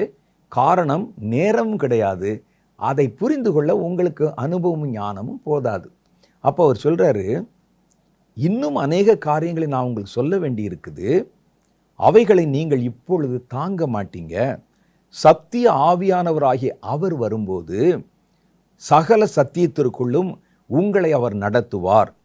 அவர் தம்முடைய சுயமாய் பேசாமல் தாம் கேள்விப்பட்டவைகள் யாவையும் சொல்லி வரப்போகிற காரியங்களை உங்களுக்கு அறிவிப்பார். ஆவியானவர் ஏன் நம்ம கூட இருக்கிறார் என்பதை நீங்கள் புரிஞ்சுக்கிறணும். வெறும் சர்ச்சில் போய் கைதட்டிட்டு அந்நிய பாஷை பேசிட்டு கத்திட்டு 2 பாட்டு பாடிட்டு வர்றதுக்கு இல்லை. ஒன்றான மெய்தேவனையும் அவர் அனுப்பின குமாரனாகியும் கிறிஸ்துவையும் அறிவதே நித்திய ஜீவன். அந்த அறிவை தரத்தான் கூட இருக்கிறார். அவருடைய வேலை நீங்கள் சர்ச்சில் இருக்கிறீங்களே அதை தாண்டியும் நடக்கிறது. நம்ம சர்ச்சில் மாத்திரம்தான் ஆவியானவரோட தொடர்பு வைக்கிறோம். அவருடைய வேலை சர்ச்சில் மாத்திரம் இல்லை, உலகத்தின் முடிவு பரிந்தும் கூடவே இருந்துட்டு. அவர் சர்ச்சுக்கு நீங்கள் எப்போ போகிறீங்க சொல்லுங்கள்? ஞாயிற்றுக்கிழமை போகிறீங்க. எவ்வளோ நேரம் இருக்கீங்க? ஒரு 3 மணி நேரம் இருந்தாலே பெருசு.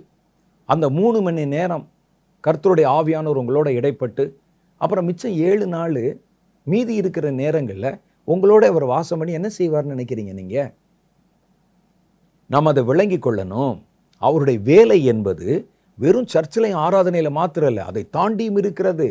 அதனால தான் உங்கள் கூடவே அவர் இருக்கிறாரு. அவர் என்ன செய்கிறாராம்? அவர் சகல சத்தியத்தை குறித்து உங்களுக்கு போதிக்கிறார், உங்களுக்கு கற்பிக்கிறார்.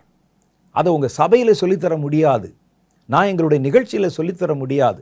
உங்களுக்குள்ளே வாசம் பண்ணுகிற கர்த்தர் தான் அதை சொல்லித்தர முடியும். நாங்கள் என்ன மிஞ்சி போனால் 1 மணி நேரம் பேசுவோமா? ஒரு ஆராதனை 2 மணி நேரம் நடத்துவோமா? அவ்வளோ நேரம் இருந்தால் மாத்திரம் போதும் நீங்கள் நினச்சா, மீதி இவ்வளோ நேரம் கர்த்தர் உங்களோட கூட இருப்பானேன்? ஒரு வாரத்தில் ஒரு 2 மணி நேரம் மாத்திரம் இருக்கணும்னு சொன்னால் மீதி நேரமெல்லாம் கர்த்தர் உங்களோட கூட ஏன் இருக்கணும்? அவருக்கு என்ன வேலை இருக்குது? அதை நீங்கள் விளங்கி கொள்ளணும். அவர் வரும்போது சகல சத்தியத்திற்குள்ளும் உங்களை நடத்துவார். அவர் தம்முடைய சுயமாய் பேசாமல் தாம் கேள்விப்பட்டவைகள் யாவையும் சொல்லி வரப்போகிற காரியத்தை உங்களுக்கு அறிவிப்பார். இனி என்ன வரப்போகுது? ஊழியத்தில் என்ன வரப்போகுது? உலகத்தில் என்ன வரப்போகுது? ஆவிக்குரிய காரியத்தில் என்ன வரப்போகுது? எல்லாவற்றையும் அவர் உங்களுக்கு வெளிப்படுத்துவார். அவர் என்னுடையதில் எடுத்து உங்களுக்கு அறிவிப்பதினால் என்னை மகிமைப்படுத்துவார்.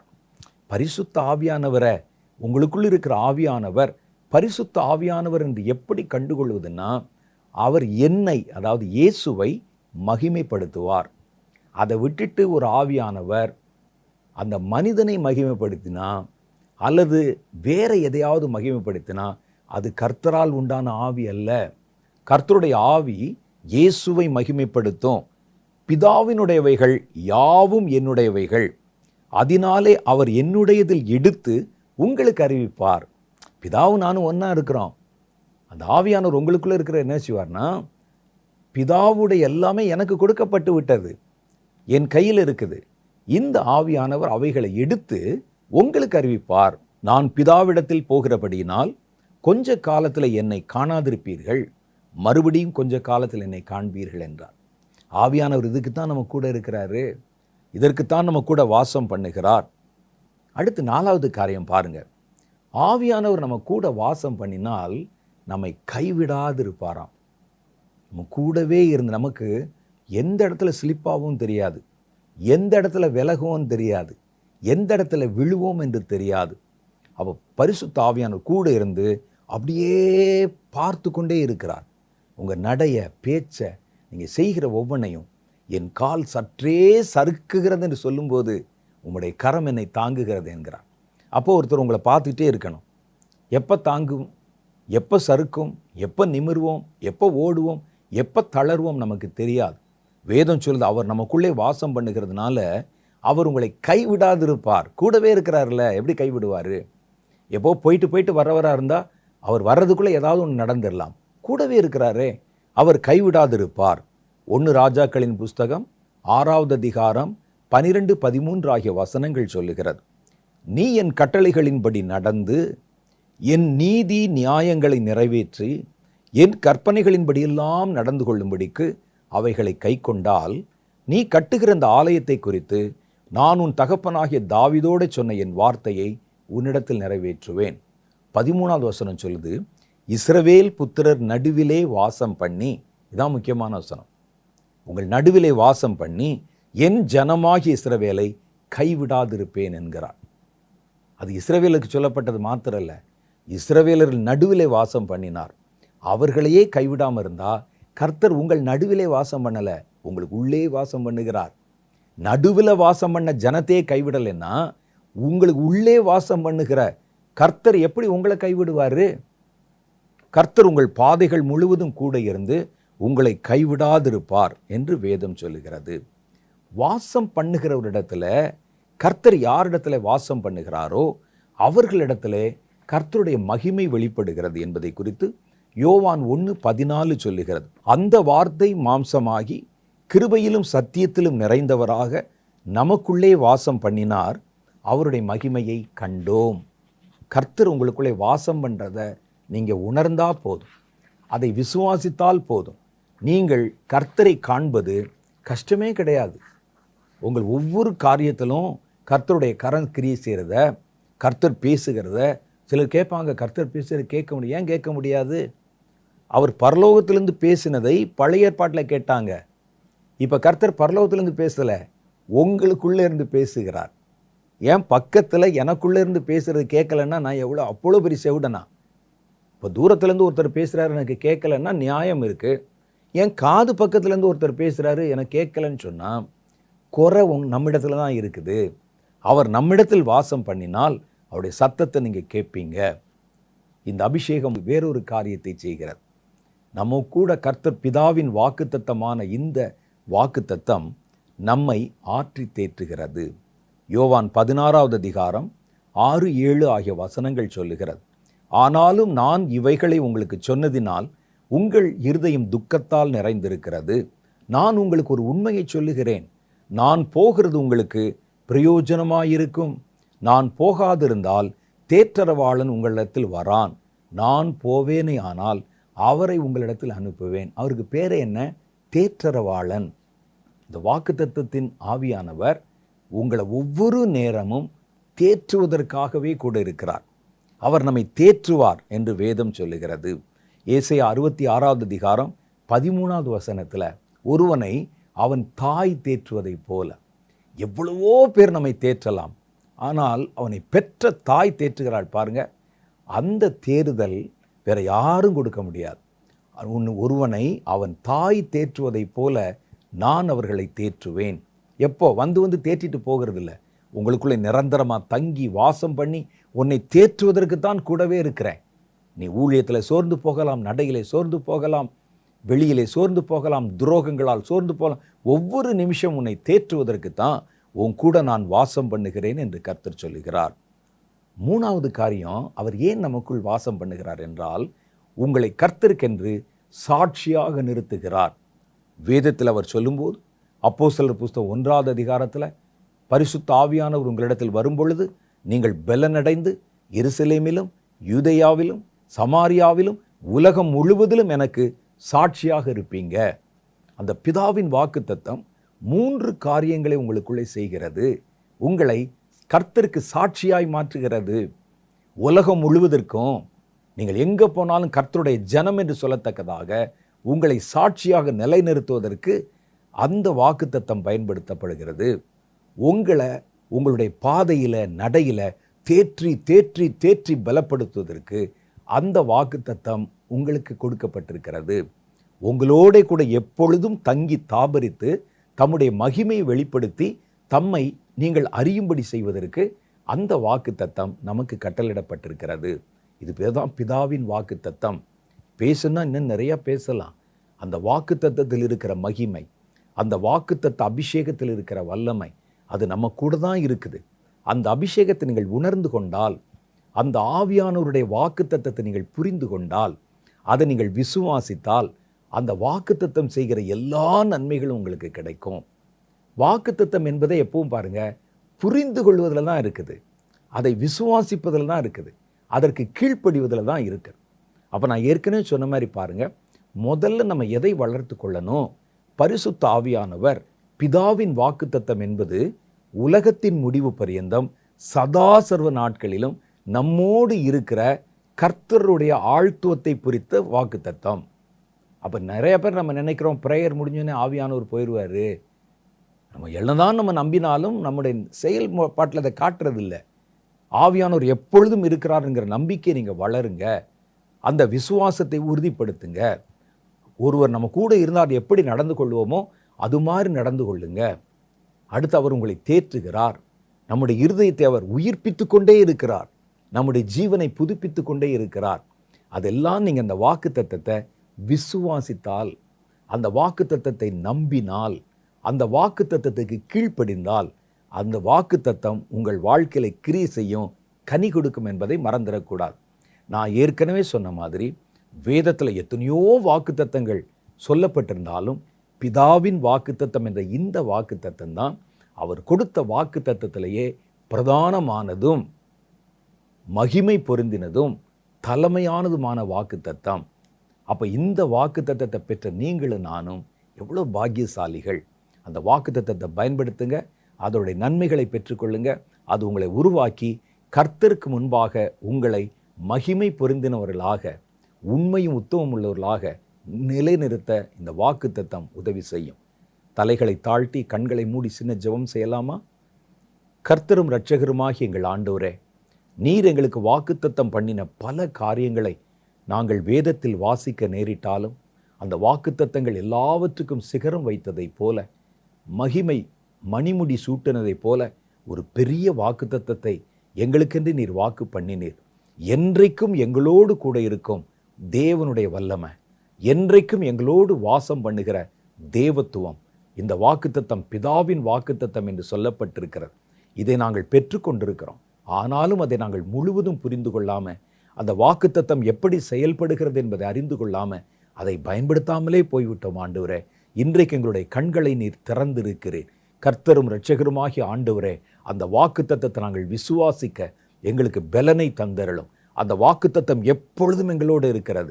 எங்கள் பாதைகளை உறுதிப்படுத்துகிறது, நடக்க வேண்டிய வழிகளை சுட்டி காட்டுகிறது, ஒன்றான மெய் தேவனை அறியும் ஞானத்தை எங்களுக்கு கட்டளிடுகிறது, சகல சத்தியத்தை குறித்து கற்பிக்கிறது, எங்களுடைய இருதயத்தை உயிர்ப்பித்து கொண்டே இருக்கிறது. கர்த்தரோடு கூட தகப்பனும் பிள்ளையுமாய் இருக்கிற ஒரு உறவை பலப்படுத்தி புதுப்பித்து கொண்டே இருக்கிறது. இதெல்லாம் நாங்கள் எவ்வளோ நாளில் மறந்து போயிட்டோம். ஆண்டவரே, ஆவியானவர் எங்களோட என்றைக்கும் வாசம் பண்ணுகிறார் என்கிற உறுதியான விசுவாசத்தை எங்களுக்குள்ளே உறுதிப்படுத்தி அருளும். அதை விசுவாசிக்கவும் புரிந்து கொள்ளவும் எங்களை நீர் பலப்படுத்தி அருளும். அந்த வாக்குத்தத்தத்துக்கு கீழ்ப்படுகிற, நடக்கிற, வாக்குத்தத்தத்தின்படியே நடக்கிற புதிய அனுபவத்தை தந்தருளும். அந்த வாக்குத்தத்தம் எங்களுக்குள் கிரியை செய்வதாக, கேட்கிற ஒவ்வொருவர் மேலும் அந்த வாக்குத்தத்தத்தின் வல்லமை பலன் கொள்ளுவதாக, ஒவ்வொருவர் மேலும் நீர் எதற்கென்ற அந்த வல்லமையை அபிஷேகத்தை கட்டளையிட்டீரோ அது கிரியை செய்வதாக. ஆண்டவரே, அந்த கிரியைகளை பெற முடியாதபடி எங்கள் விசுவாசத்தை கட்டி போடுகிற எல்லா பொல்லாத வல்லமைகளையும், மாறுபட்ட எண்ணங்களையும், அவிசுவாசங்களை கொண்டு வருகிற சாத்தானுடைய அஸ்திரங்களையும் இயேசுவின் நாமத்தினாலே முறியடித்து போடுகிறோம். உடைய பிள்ளைகள் விடுவிக்கப்பட்ட இருதயத்தோட, விடுவிக்கப்பட்ட ஆவியோட, விடுவிக்கப்பட்ட வல்லமையோட அந்த வாக்குத்தத்தத்தின் முழுமையை பெற்றுக்கொள்ளவும், அந்த வாக்குத்தத்தத்திலே வளரவும், அந்த வாக்குத்தத்தத்திலே நடக்கவும் இந்த வார்த்தையை கேட்ட ஒவ்வொருவரையும் கர்த்தர் பேர் பேராய் ஆசீர்வதியும், பேர் பேராய் ஆசீர்வதியும். இன்னும் நாங்கள் சொல்லாத, தியானிக்காத ஆண்டவர் ஆழமான காரியங்களை வெளிப்படுத்தி பேசியறலாம் அவர்களோட. இயேசுவின் நாமத்திலே என் ஜெபத்தை ஏற்றுக்கொள்ளும் எங்கள் பிதாவே, ஆமென். மெய்யாகவே கர்த்தர் இந்த நாளில் நம்ம கூட பேசி இருக்கிறார். கர்த்தர் வந்து வந்து போகிறவர் அல்ல, நிரந்தரமாக தங்கி இருக்கிறவர். இந்த நிகழ்ச்சி முடிஞ்ச பிறகு உங்க கூட தான் இருப்பார். அவர் உலகத்தின் முடிவு பரியந்தம் கூட இருப்பார். நம்புங்கள், விசுவாசியுங்கள், அதற்கேற்றபடி நடந்து கொள்ளுங்கள், பெரிய மகிமை காண்பீர்கள். கர்த்தரும் இரட்சகருமாகிய ஆண்டவர் உங்களை கைவிடாதிருப்பார். அடுத்த வாரம் ஒரு புதிய செய்தியோடு உங்களை சந்திக்கிறேன். அதுவரை கர்த்தர் உங்களை ஆசீர்வதித்து காப்பாராக. ஆமென்.